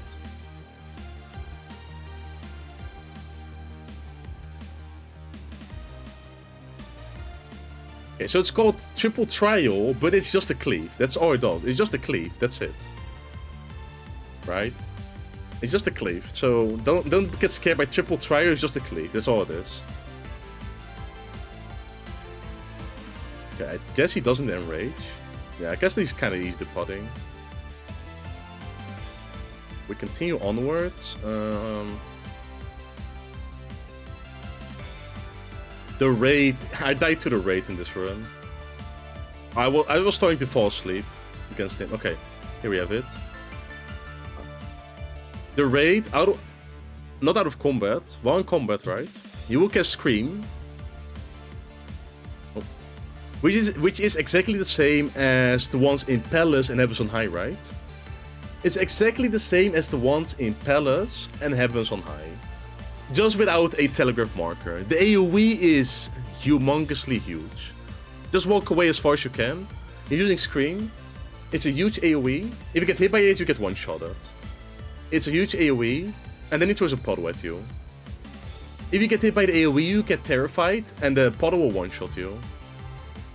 And again, this horse, I don't know if I put it this run, but he will cast Nicker, which is a point-blank, non-telegraphed AoE.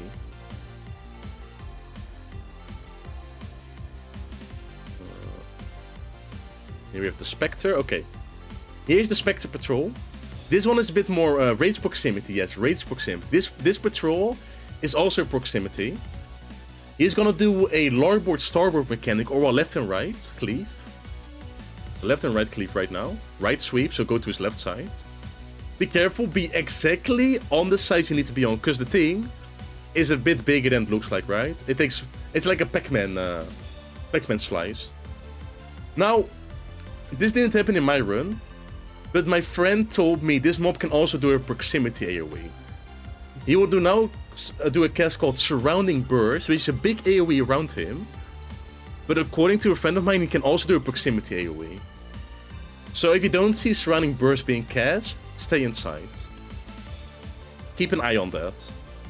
But be careful, the AoE is pretty fast and really big. It's a one-shot. My group wiped to it.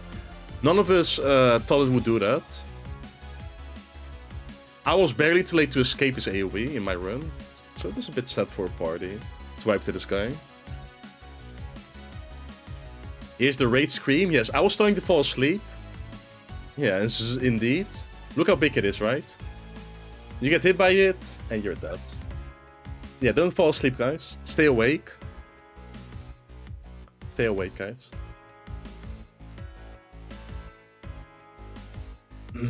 So that was it for the... So that was for the raid. I think I start floor wiping this floor now to not fall behind. Yes, I played really safe. I went on to Storm and Dread the final 2 floors, I think. Yeah, I Storm. There's no region anyway, so it's like, whatever.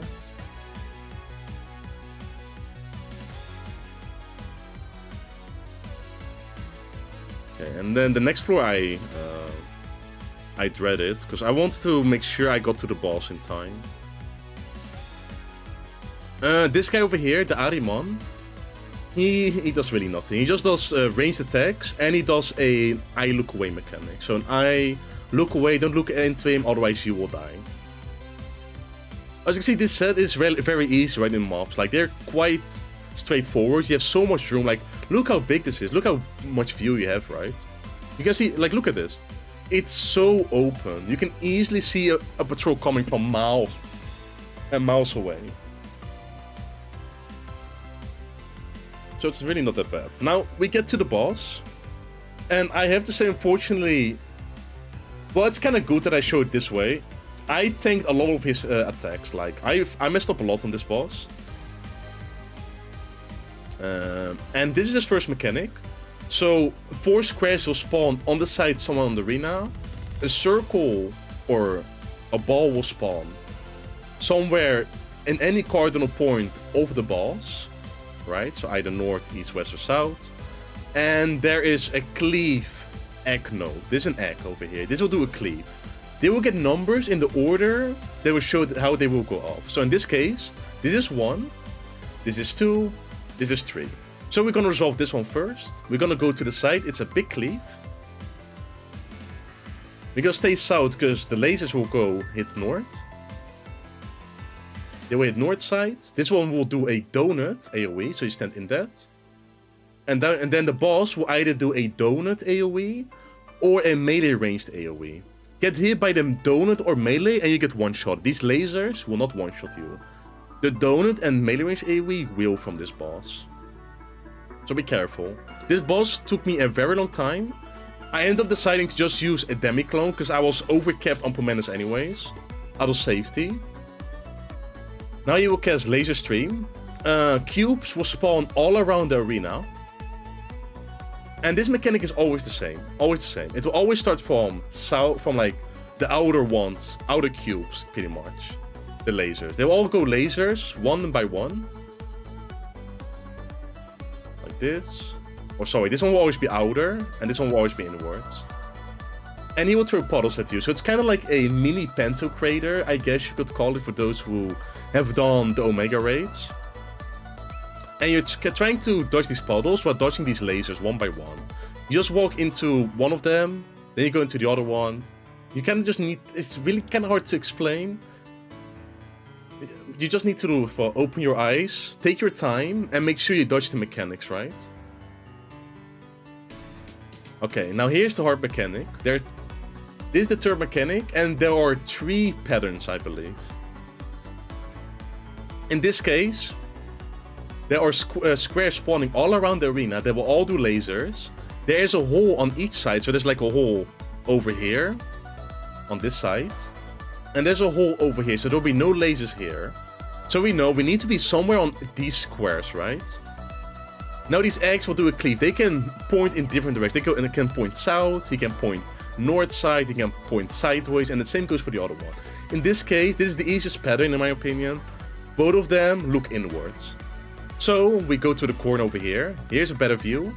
Here's no square. Here's no square. So there are no lasers over here. And here, this is the only safe spot. Only safe spot is here. There's no other safe spot. Only here. This small little triangle of the square. If you get hit by these lasers, you will not die. Especially not with steel. But if you get hit by 4 of them, you might survive with steel. Only with steel. Without steel, you will instantly die. And now it will just repeat the mechanics. We can just kind of showcase a few patterns. So here's one first, right? And we need to go into the circle after that. So we really start like rotating towards it. Be careful, it goes kind of fast. So we need to run for this one. Right? We kind of... we don't barely make it. And the other mechanic he does is this one. It's similar to the... This boss is exactly the same as the 77 dungeon in Shadowbringers. So he has like this square, right? You have like this little circle, this little circles over here at the points of the triangles. Those are your safe spot. Like these triangles will shoot out lasers. All these triangles will shoot out lasers. So you just stand in between them on one of the circles, and you'll be fine.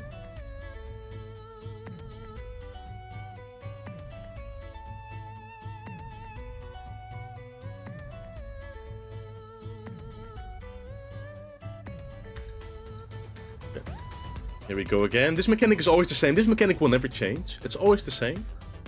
So just kind of find your way how to do it, right? Like I just kind of just walked around here. I might lose some uptime here and there, but that's okay. And you kind of want to either choose. You want to resolve. I always resolve this one first because I'm more on the south side always. I want to resolve this one first and then resolve the one that comes from here, right? So this one's resolved, the side ones, and now the one from north will be resolved after. That's how I always do it. I think there's no other way to explain it, really. Okay, now, let's see some more patterns. I'm also trying to figure out, while we watch this, where to go. But I always didn't idea where to go. Okay, so in this case, this thing points north. This thing points south. If I'm correct, there should be a safe spot right over here. There's no other way. Like, this will go this way. This will hit everything over here. So the only safe spot is over here. I wasn't sure. So instead, I made sure I only got hit by 1 laser. Keep this in mind, please. If you don't know a spot, make sure at least you get only hit by 1 laser. So you reduce the damage you take. I'm 100% sure the safe spot is over here, in this case.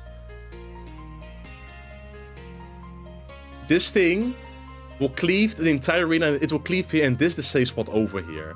But I make sure I only get hit by 1 laser, right? So I get hit now. I have steel up, however.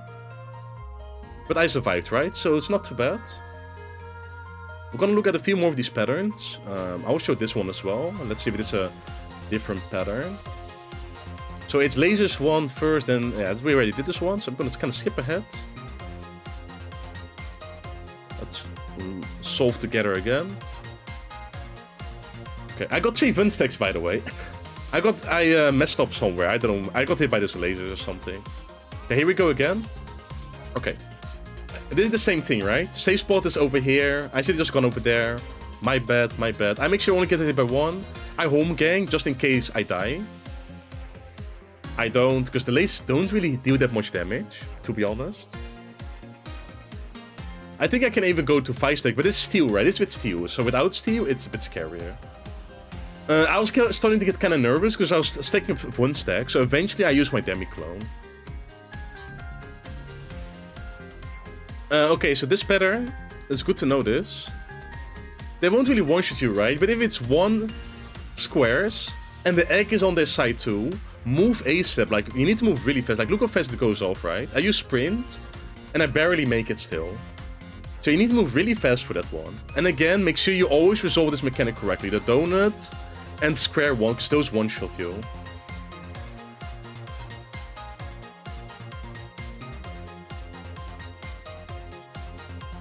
Last stream? Damn, it is my last stream.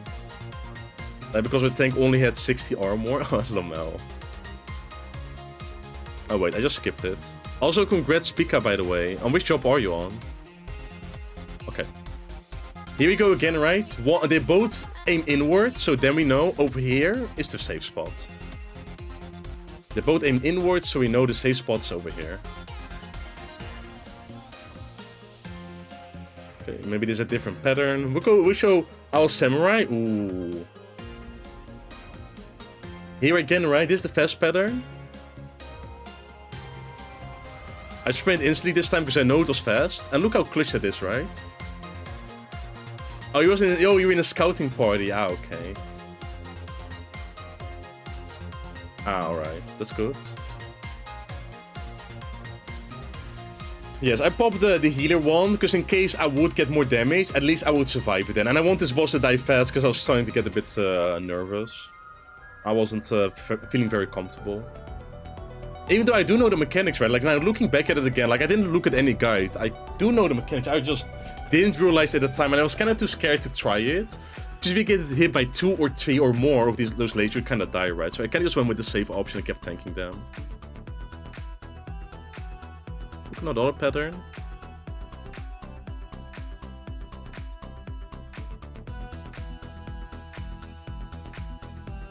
Okay. We got another pattern over here.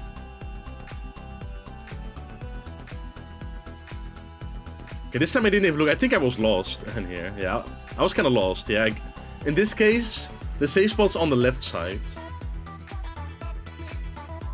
I'm correct. Yeah, it should be over there. Yeah, the safe spot is again over in that corner.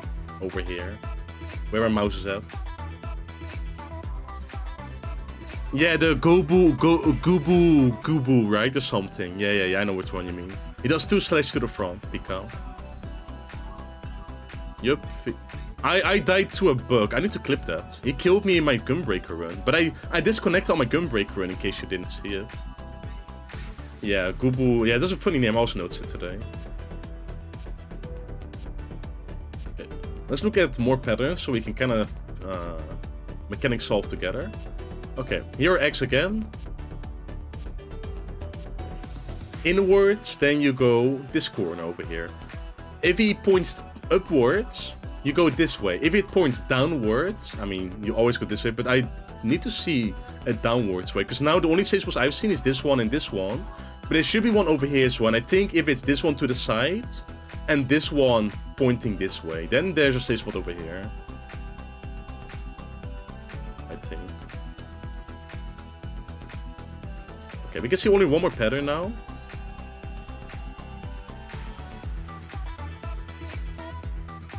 This is the last pattern we will see, and I hope this will help people a little bit understand the final mechanic. I will try to explain this easy as possible. So if they aim inwards both, you go to that corner, right? This corner. These tiles are always, one of the safe spots are always on one of these tiles. Always either here, or all the way south over here, right? They both go inwards, so you go over here. If this one aims upwards, you go over here. If this one aims this side, I think this one can aim this side. And then this one can aim this side. Then this is the safe spot. Yeah, I think the third pattern is this one aiming this side. And then this over here is the safe spot. If this one, this egg over here, goes to the other side. And that is for the 490 boss. Not really much more to show. I think it took quite a bit, but I popped my clone really, really late. I think I spent like 11 to 12 minutes on this fight. And that is for this boss. And now we go to the very final set. Oh wait, Johnny, I sent you something different. Sorry, dude. Wait, I sent Johnny something wrong, I think. Oopsie, Johnny. I'm sorry, dude. Okay. We now have entered floor 91. The final set. This set is really easy as long as you have a lot of speed ups, right? The mobs here are incredibly easy, honestly. They don't do a whole lot, actually. And I was in call with a friend to be my second man in the content. Just confirm a lot of things. So there are a lot of proximity mobs, however, at this point.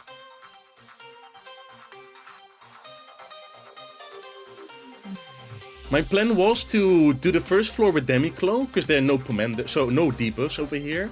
So my idea was to use Demiclone ASAP here, and save one Demiclone for the boss. Honestly, I should have saved this Demiclone already, no matter what, for the boss, the second one, in case I would die.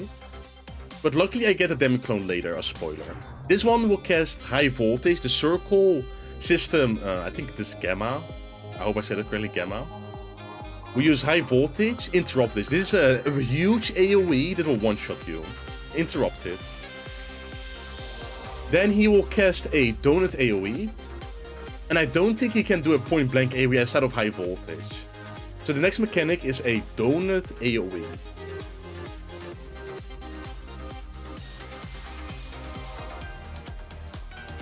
Repelling Cannons is out. Yeah, sorry, Repelling Cannons is out. And another one is inside. Yeah, okay, so he does do AoE, sorry, yeah. High Voltage, Repelling Cannons, and he should do a Donut AoE as well, I believe. Here you have the egg. Orthos System Alpha. He does a frontal laser. Or, well, cleave. And if I'm correct, that's all he does. That's all he does. These circles are, by the way, patrol, and they're proximity. A lot of patrols are proximity at this point. We love those, right? And we're gonna kind of skip through this. All this guy does is a non-telegraph frontal cleave. So just be careful of that.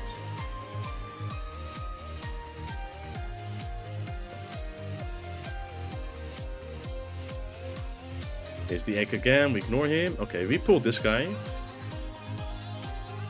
Let's see. Go a bit back.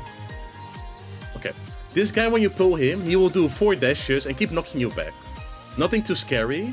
And then he will do a cannon attack, which is a frontal cleave, similar to Orthos System Alpha, right? And if I'm correct, that's all he does. He does 4 dashes and then a big frontal cleave. Proximity, no, he's side actually. He's side if I'm correct, he's side. This mob. This mob is side. Yeah, again, 4 dashes, you can block it with not getting damage and with, of course, arm's length.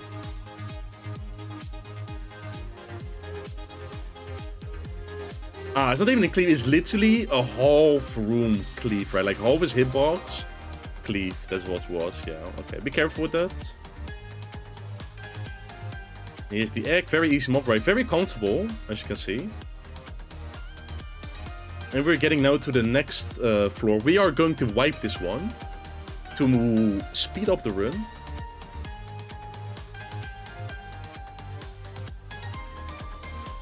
That mob is proximity, so we will get screwed over here. Oh yeah, we used Dreadnought in the end. This guy over here, the turret, only does turret things. He only shoots lasers. Very easy mob, nothing to worry about. Like all these mobs are very, very straightforward. We'll definitely fight one later.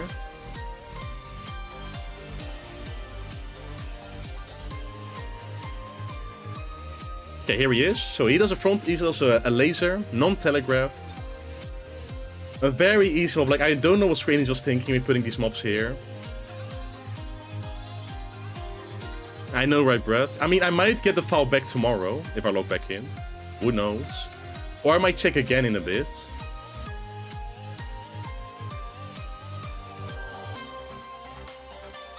Auto cannon, okay. Kinda want to check soon after this guy, if I still have it. Oh yeah, and he self-detonates, haha. Good to know. You know the ice sprites that we talked about very early on? Between floor 51 to 60? Yeah, this guy also self-detonates. Careful of that.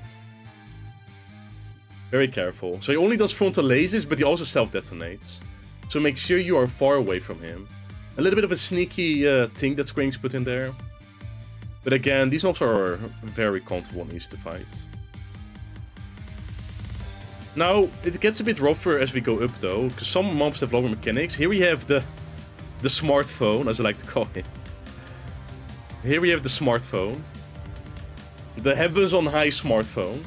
All he does is a non-telegraphed frontal laser and a puddle. Like, this mob, again, proximity mob, really, really easy mob. Like, again, these mobs are outrageously bad. It's called Citadel Buster. You can already see a laser, right? It's kind of obvious.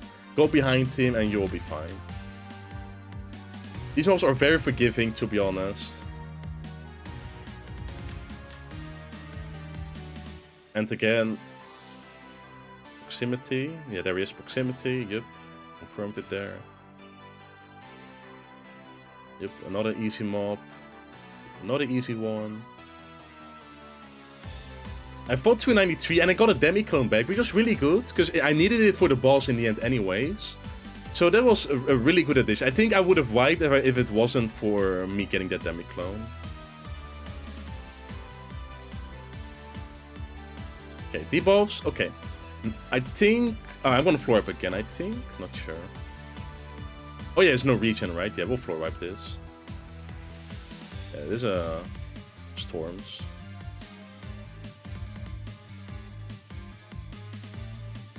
Or I onion. Okay, we onion it. Okay. We use Lethargy. What I like to do for this final set, right, is just spam all these things. Like, if you have any of these left and you don't know the mob, just spam them. Like, just use them. This guy worked the same way as any other Gozu. He uses a huge swipe, right? And this is a perfect way to learn the mobs, because they just show you the telegraph marker then and where to go. So you use the swipe. He dashes onto you and then he does a swing immediately. The swing is huge and the cast is fast. You need to walk away. It's always immediately after the dash. Respect the living hell out of it.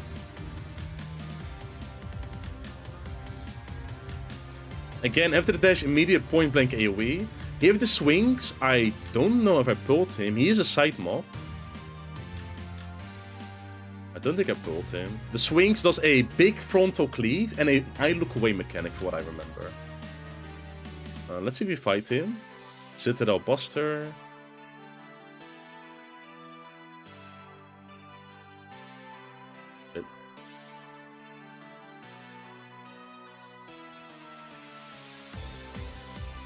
Let's keep moving forward. Maybe we'll find a mob we haven't fought yet. I think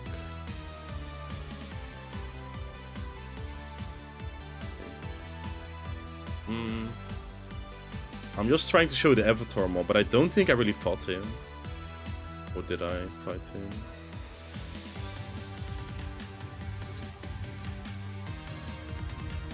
Okay, you find the avatar mob over here? Or not? No, I just wiped them. Yeah, I was the way to push it to pull more, it seems, yeah. I think I'll fight it. I'll fight him in later on though, for sure. Here we fight the Dreadnought. He's a very easy mob. He just does a frontal cleave and he throws a puddle. That's all he does. This is a very easy mob again. Like, these mobs are so easy in the final set. You just need to know what they're doing. But mostly you're just kind of flying through this. Let's see. Goes to swipe. Yep, we already know this.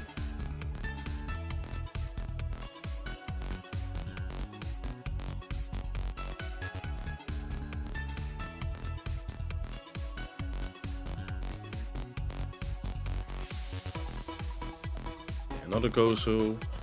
These guys over here, the red ones, they are like the monkeys. They will one-shot you if you're in their AoE. Instant one-shot. Yeah, those guys will instantly one-shot you. I was fine walking over here because there was, what's it called, Liturgy up, right? They were all slowed. Swipe. Yeah, here's the AoE, right? There it is. That AoE one-shots you. Like, that AoE right there, stand in it and you get one-shot. These are the most dangerous. Like, look how big it is, man. An entire room being taken in by this AoE. It's so ridiculously stupid. Get hit by it and you're done. So be careful with that. I don't know. I've never pulled a red mob. I have no clue what they do in combat. I know that for sure I didn't pull them, but they definitely one-shot you.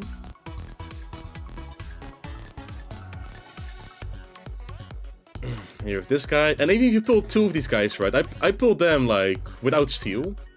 And look a little damn shit. Like this deep dungeon is so different compared to the old ones. I pulled two of them, and since I've lethargy up, like I can easily dodge their mechanics without any issues.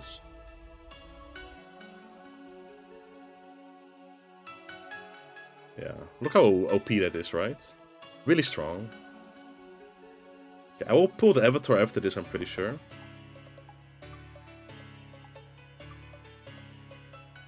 Nope, we fight this guy again. I guess we can show more of his mechanics.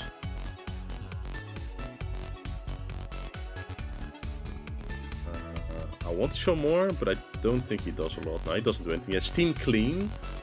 I don't know what it does. We'll see here. I went out of my way just in case. Steam Clean is a big AoE, I assume. Oh no, it's a buff. Oh yeah, it's a buff.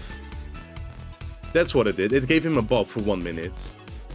I don't know how much damage it does, to be honest. Like, it didn't even get to hit me, which is good, because I might have died. I don't know. Maybe it would one-shot me. I don't think it would, but who knows. I decided to pull the Avatar here instead of the red one, because I knew, or at least my second man knew what the Avatar did, instead of the red one. So I already pulled the Avatar. This one over here. So what he does... I think I'm waiting. I think I'm just pulling him in at the end. Because there's liturgy up. Yeah, I think I pulled him. I'm pretty sure. I do remember fighting him. There we go. Okay. He's not too bad. He does a big frontal cleave, so stay close to him. And then he will confuse you for 4 seconds. And then he will throw a portal at you. Now, because of liturgy, is no danger. But normally, you have like 2 seconds or 1 second after Brain Jack, right? This is like a confused cast. After Brain Jack to avoid his portal. Outside of liturgy, you have like 1 to 2 seconds to adjust. Like this portal, boom, you need to move ASAP. Like, if you're not in, you need to be out in time, otherwise you will die. It's really, really tight from what I heard. Be careful with that. I did not pull this guy. My second man told me he has no clue what he does. I didn't want to mess with that. Even though Lethargy was up to like figure it out. And again, if I stood there without Lethargy, I would have died, right? That AoE is a one-shot. Very, very scary.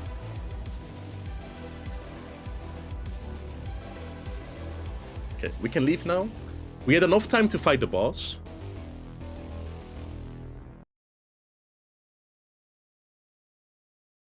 And now we get to the final boss.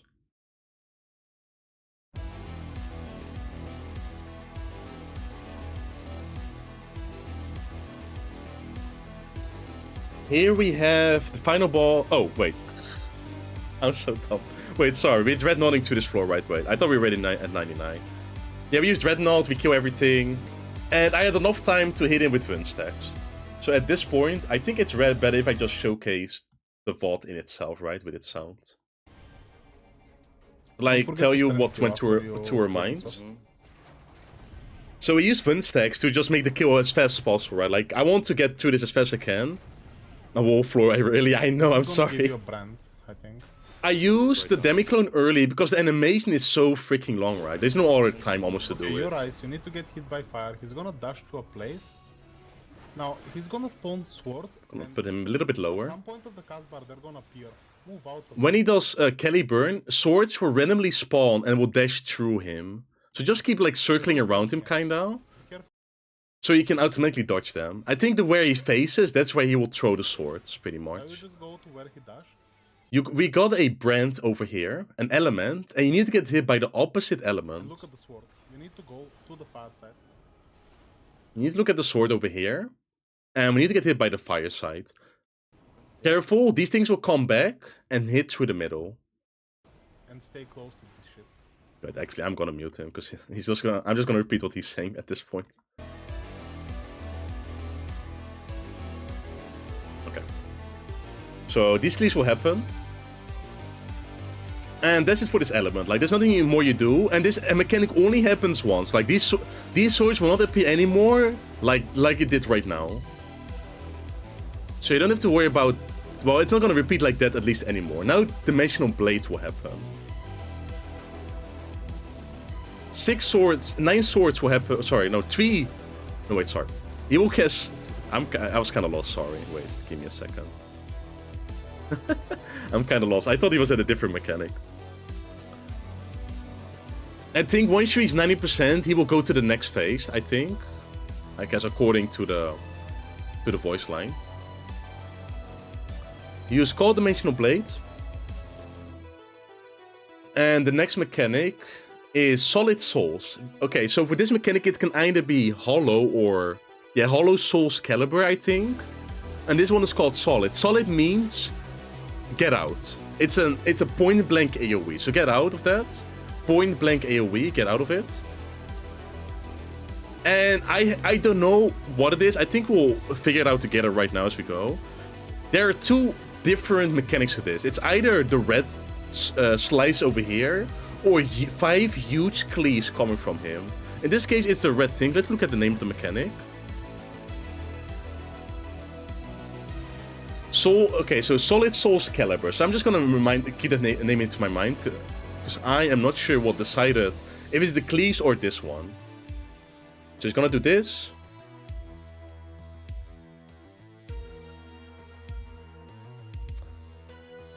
And that's it.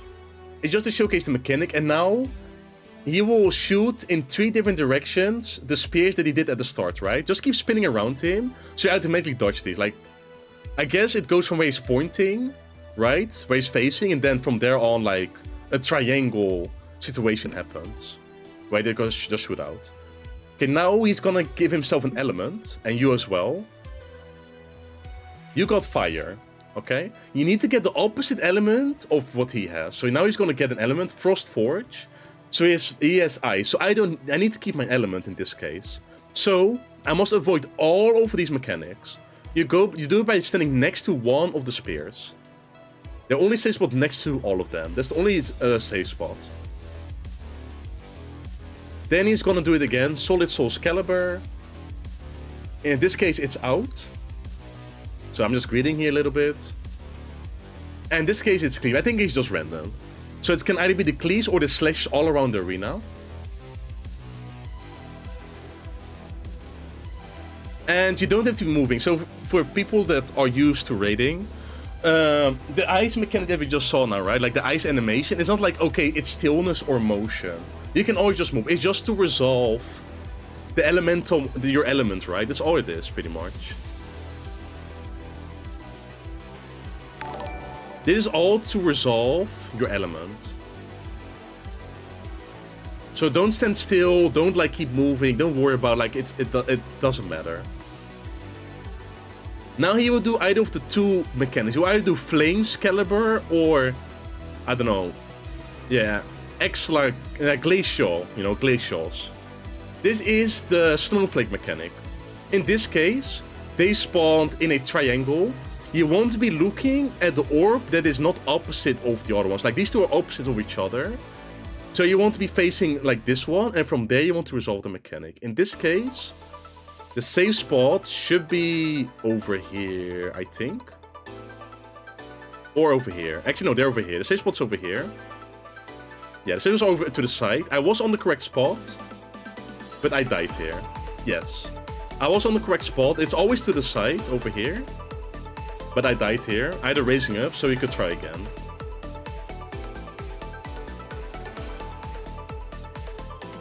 And we keep going. We're gonna go back to the mechanic. And we're gonna keep repeating it, right? Okay. Now instead of using the snowflake mechanic, you use the fire mechanic, which is the super easy one, right? Just expanding fire puddles, just dodge them. Keep dodging them. Don't be greedy. Just keep your eyes open and dodge them. Like, very easy mechanic. You don't have to worry about this one at all. And after that, he immediately does like the fire and ice sword again. And then look at your element again. Get hit by ice. Don't stand in the middle or else you will die. And you'll be fine. Okay. Now I will... Okay, just here again.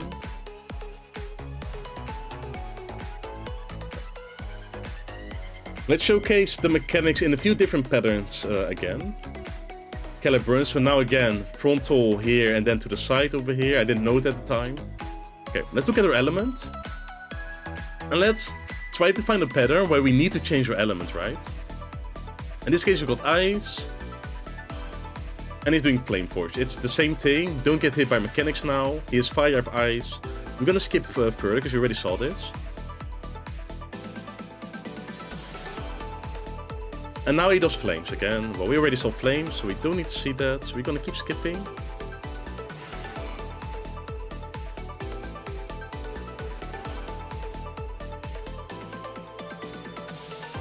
Okay, we got ice, and he does ice as well. Okay, so in this case, we need to change our element. To do that, you need to get hit by by either the ice or fire, depending on which element you need, right? In this case, we need to get fire. So we're gonna get hit by fire. Only get hit by one spear, like only slightly go to the safe spot, like right next to the spears, and then get in front of only one spear, right? Of only one spear, like that. Solid souls, get out. There's also an inversion, I hope you'll see it soon. And now he does the ice thing and we resolve the mechanic. I think we will see... Yes, here we have the ice mechanic again, right? Okay. This time, let me see. Is it really that... Oh yeah, okay. We got this pattern again. One is far, two are close to each other opposite, right? The safe spot is then, you look at this one, and it's always to the side of the boss. Like, the safe spots are always somewhere on the side of the boss. There are more safe spots, but you can always go to the side. So, in this case, one safe spot's over here, and one safe spot's over here, right next to him. This is now the true north, that puddle. We're gonna go over here, a little bit to the left. Here, mister. Boom, we dodged it. There's another one, again, literally the same thing. We can stay literally in the same place, to be honest. And we go back. Fire and ice. I will go more into detail about this mechanic in a bit. We'll get to see it one more time. Here again, we have to dodge it. And now it's empty souls, right? It's not solid, empty is in. Solid is out, empty is in. Go in, all the way in. All the way in, because this thing can make your safe spot even smaller, this one. So go all the way in, but not go all the way in yet, because they can also be cleaves. And then fire, resolve that. And now we get fire multiple times. I remember this, like we get fire so many times. Until this point. Okay. Okay. Here's another pattern. The pattern where two stars are close to each other, right? Now, you look between the two stars that are opposite of each other.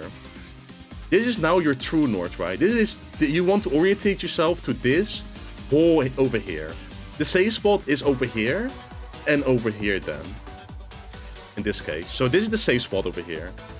I almost got hit there, luckily not. But the safe spot's over here. If there are two stars next to each other, look for the two that are opposite of each other over there. And then go either in front or behind it, kinda, right? Close it or far. And here again, now it's on the side over here.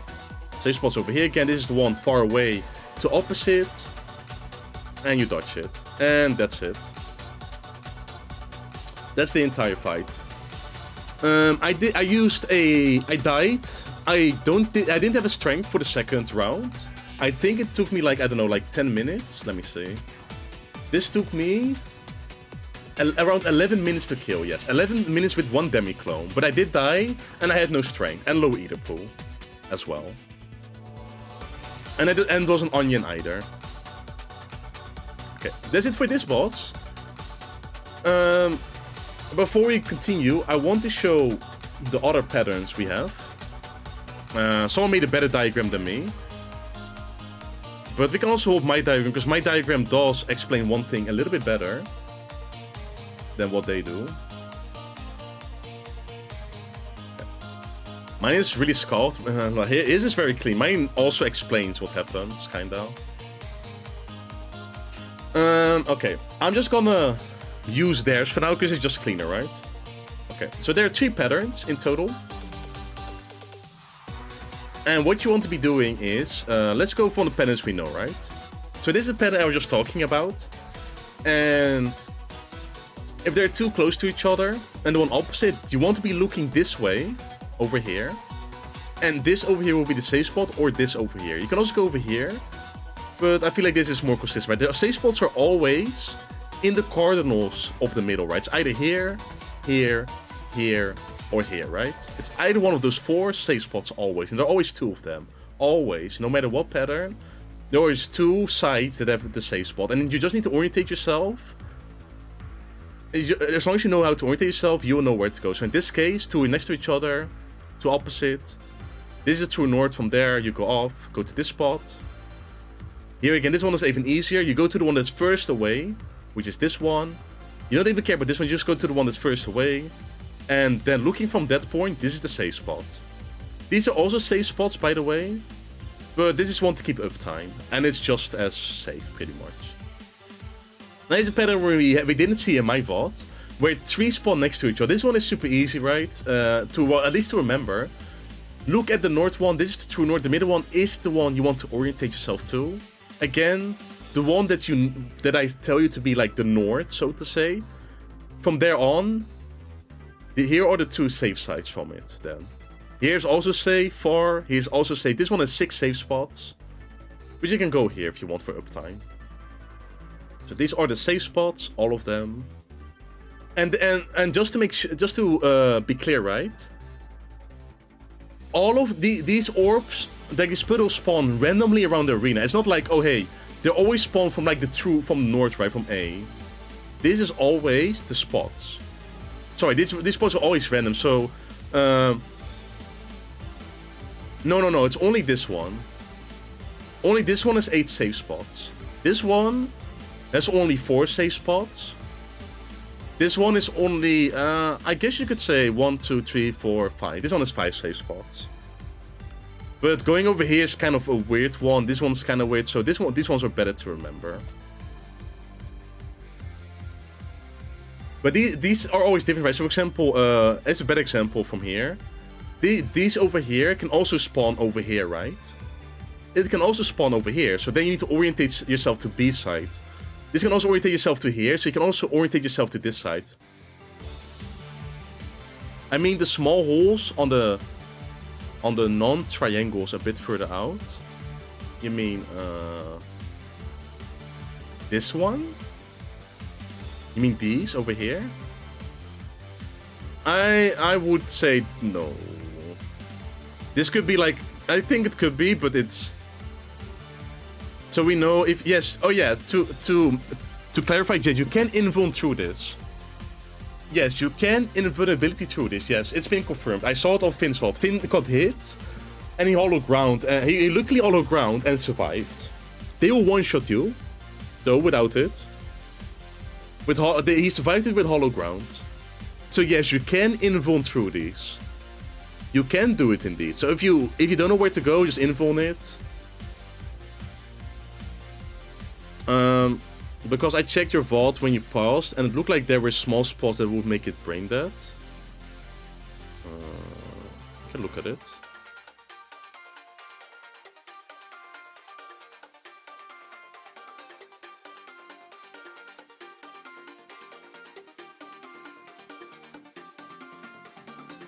Okay, let's You mean like this, right? Okay. You mean like these over here? Over here? I think that's too tight. I think that's a bit too tight, these ones, if you mean those. These small triangles over here. Yeah, exactly. I think these are a bit too tight. I mean, you can do it. You can do it, I guess. I mean, we can look at it again, like... Oh, wait. Oops. That's mine. Actually, now that you say it... Oh, I get what you mean. But you still need to know... where to go then, right? Like, it's not always the same spots. You still need to orientate yourself, and I think this is a bit too tight. Like, I think it's more easier if you just follow the side. Like, what I did, right? So this was my strategy, right? Like, it's a bit ugly, I know. So I'll put my head a little bit to the side. I know this one is a bit ugly, but this one does explain exactly what you need to do, right? And where to look. So this is my way of showing it, right? You just look at the eye, and all these tank icons are the safe spots, pretty much. Look where the eye is at, look at it from there, and from there you adjust your safe spot always. So you know, just you know, it's this pattern, like you can literally put this on your second monitor. The same 8 spots safe no matter what the pattern, but your look safe in general. I think the thing you meant, right, like these small ones, it could be, yeah, it seems, you could always go here, yeah, but you can do it. Except for this one. This is the only one where it's not the case. It's probably only for these two, I think. Yeah, you're correct. You can do it for these ones. But I think for this one, you can't. Actually, you can, yeah. Yeah, you still can, actually. The Zeal Guy display. Oh, yeah, you're correct, actually. Yeah, I can see what you mean. You can always stand here, pretty much. So you could literally always stand here and never fell. Yeah, you could make it. You could say, so to say, bring that at them. But it's so tight. Like I said, it works. Then you can just stand in one of those and be safe for any orientation. Yeah, you guys are not wrong, yeah. Now that I see it myself, and I realized myself. You can tell from the floor. Let's see, right? You can see it from this thing, right? This black thing over here. This black thing over here, you can judge it, yeah. These black pointers, right? In the middle between... Are we actually... Okay, I'm gonna look at this one. I'm gonna look at this one, right? Okay, oh my god. Wait, I have a better clip for this to watch. I have a better clip. Well, I have a better clip for this. Here it is. This one has all the patterns, so we can actually see it there, right? Yeah. I want to say, like, put down marks. I put 1, 2, 3, 4, right? Oh wait, I put 1, 2. Okay, this one should be 1, 2, 3, 4. I'm sorry, I'm an idiot. Well, people get it, right? You just put these markers down and orientate yourself through it, right? So you can do that. But there's a brain dead spot that people just mentioned, right? So we can look at this one. This video showcases everything, by the way. We can go through it together here. I will show it on stream.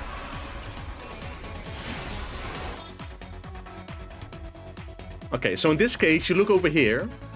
And you will go over here, but there should be a safe spot over here. So let's look over here, right? Safe spot should also be over here. It's right on the pointer. It's literally right on the pointer. Oh god, it's literally right on the pointer, man. It's right on the freaking pointers. Yep. Oh god. In this case, this is the north. I'm just gonna explain it in my way and also the pointers, right? So in this case, you go over here, right? These are the safe spots for this one. Over here. And again, the pointers, right?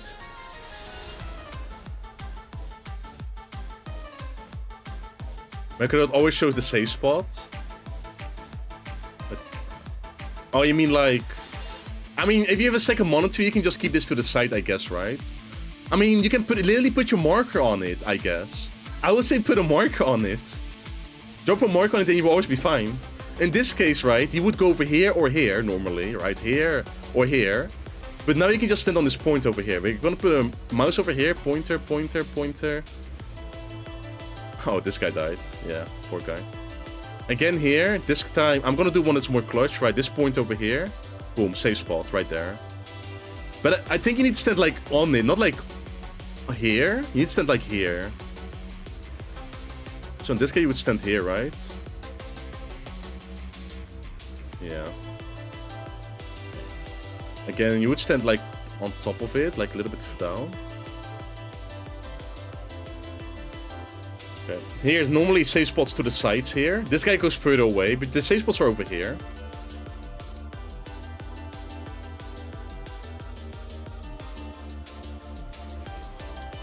Alright, well I guess I have to try this on my Gunbreaker run if I have a raising. I will try it on my Gunbreaker run if I have a raising. Alright. I'll put all of these in the description below. I will send this one, like whichever people prefer, right? Because I feel like mine just explains it everything. Here's just like the Telegraph shows you everything how to go. It's up to what people do, want, but to tell people, I guess it's better to showcase in this one. I'll just do it like this, it's easier. Nah, I can't really show it right. Like, the safe spots will then be over here. These markers have been placed wrong, by the way. Like, it's on them. It should be, like, over here somewhere, right? Over here. Here. And something over here. Somewhere over here, right? Like, these markers are a bit too thick, I feel like. Somewhere over there.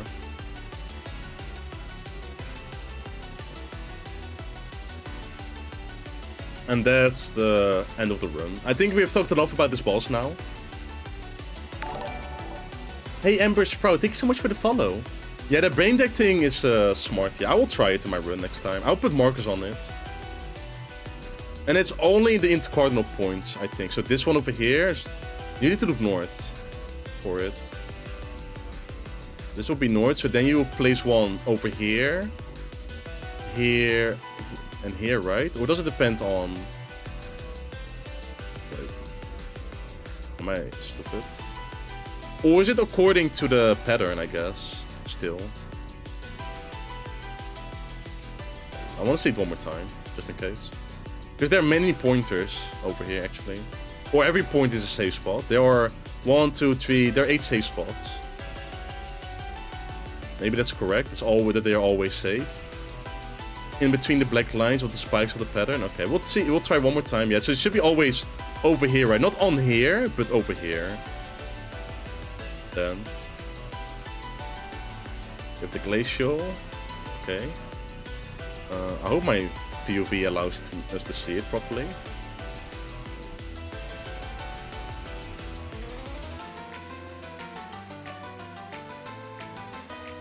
Here, here. Here, here, here, oh shit. Here, yeah, here as well. Yeah, okay, yep, okay. So all 8 spots are always safe no matter what. Okay, I gotta try that in my next run. I definitely have to try that. So yeah, you can make this necessarily actually kind of brain that. Where can I find this Equilibrium remix that plays right now? I will send it to you. It's this video. They have to be exact. Yeah, they have to be exact. Yeah.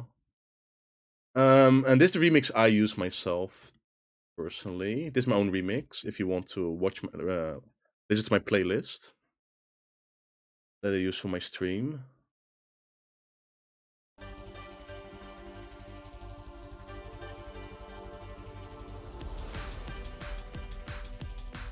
All right.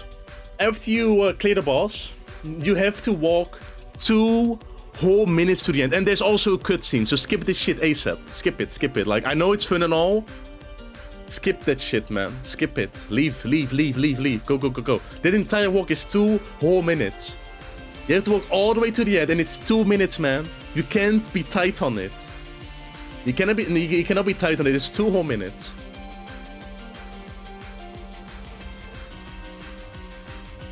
Okay, 5:38. Let's count it, right? Yeah, you have to go, right? Yeah, yeah. Pog, pog, pog. Let's go, right? World first, world first. Go, go, go, go.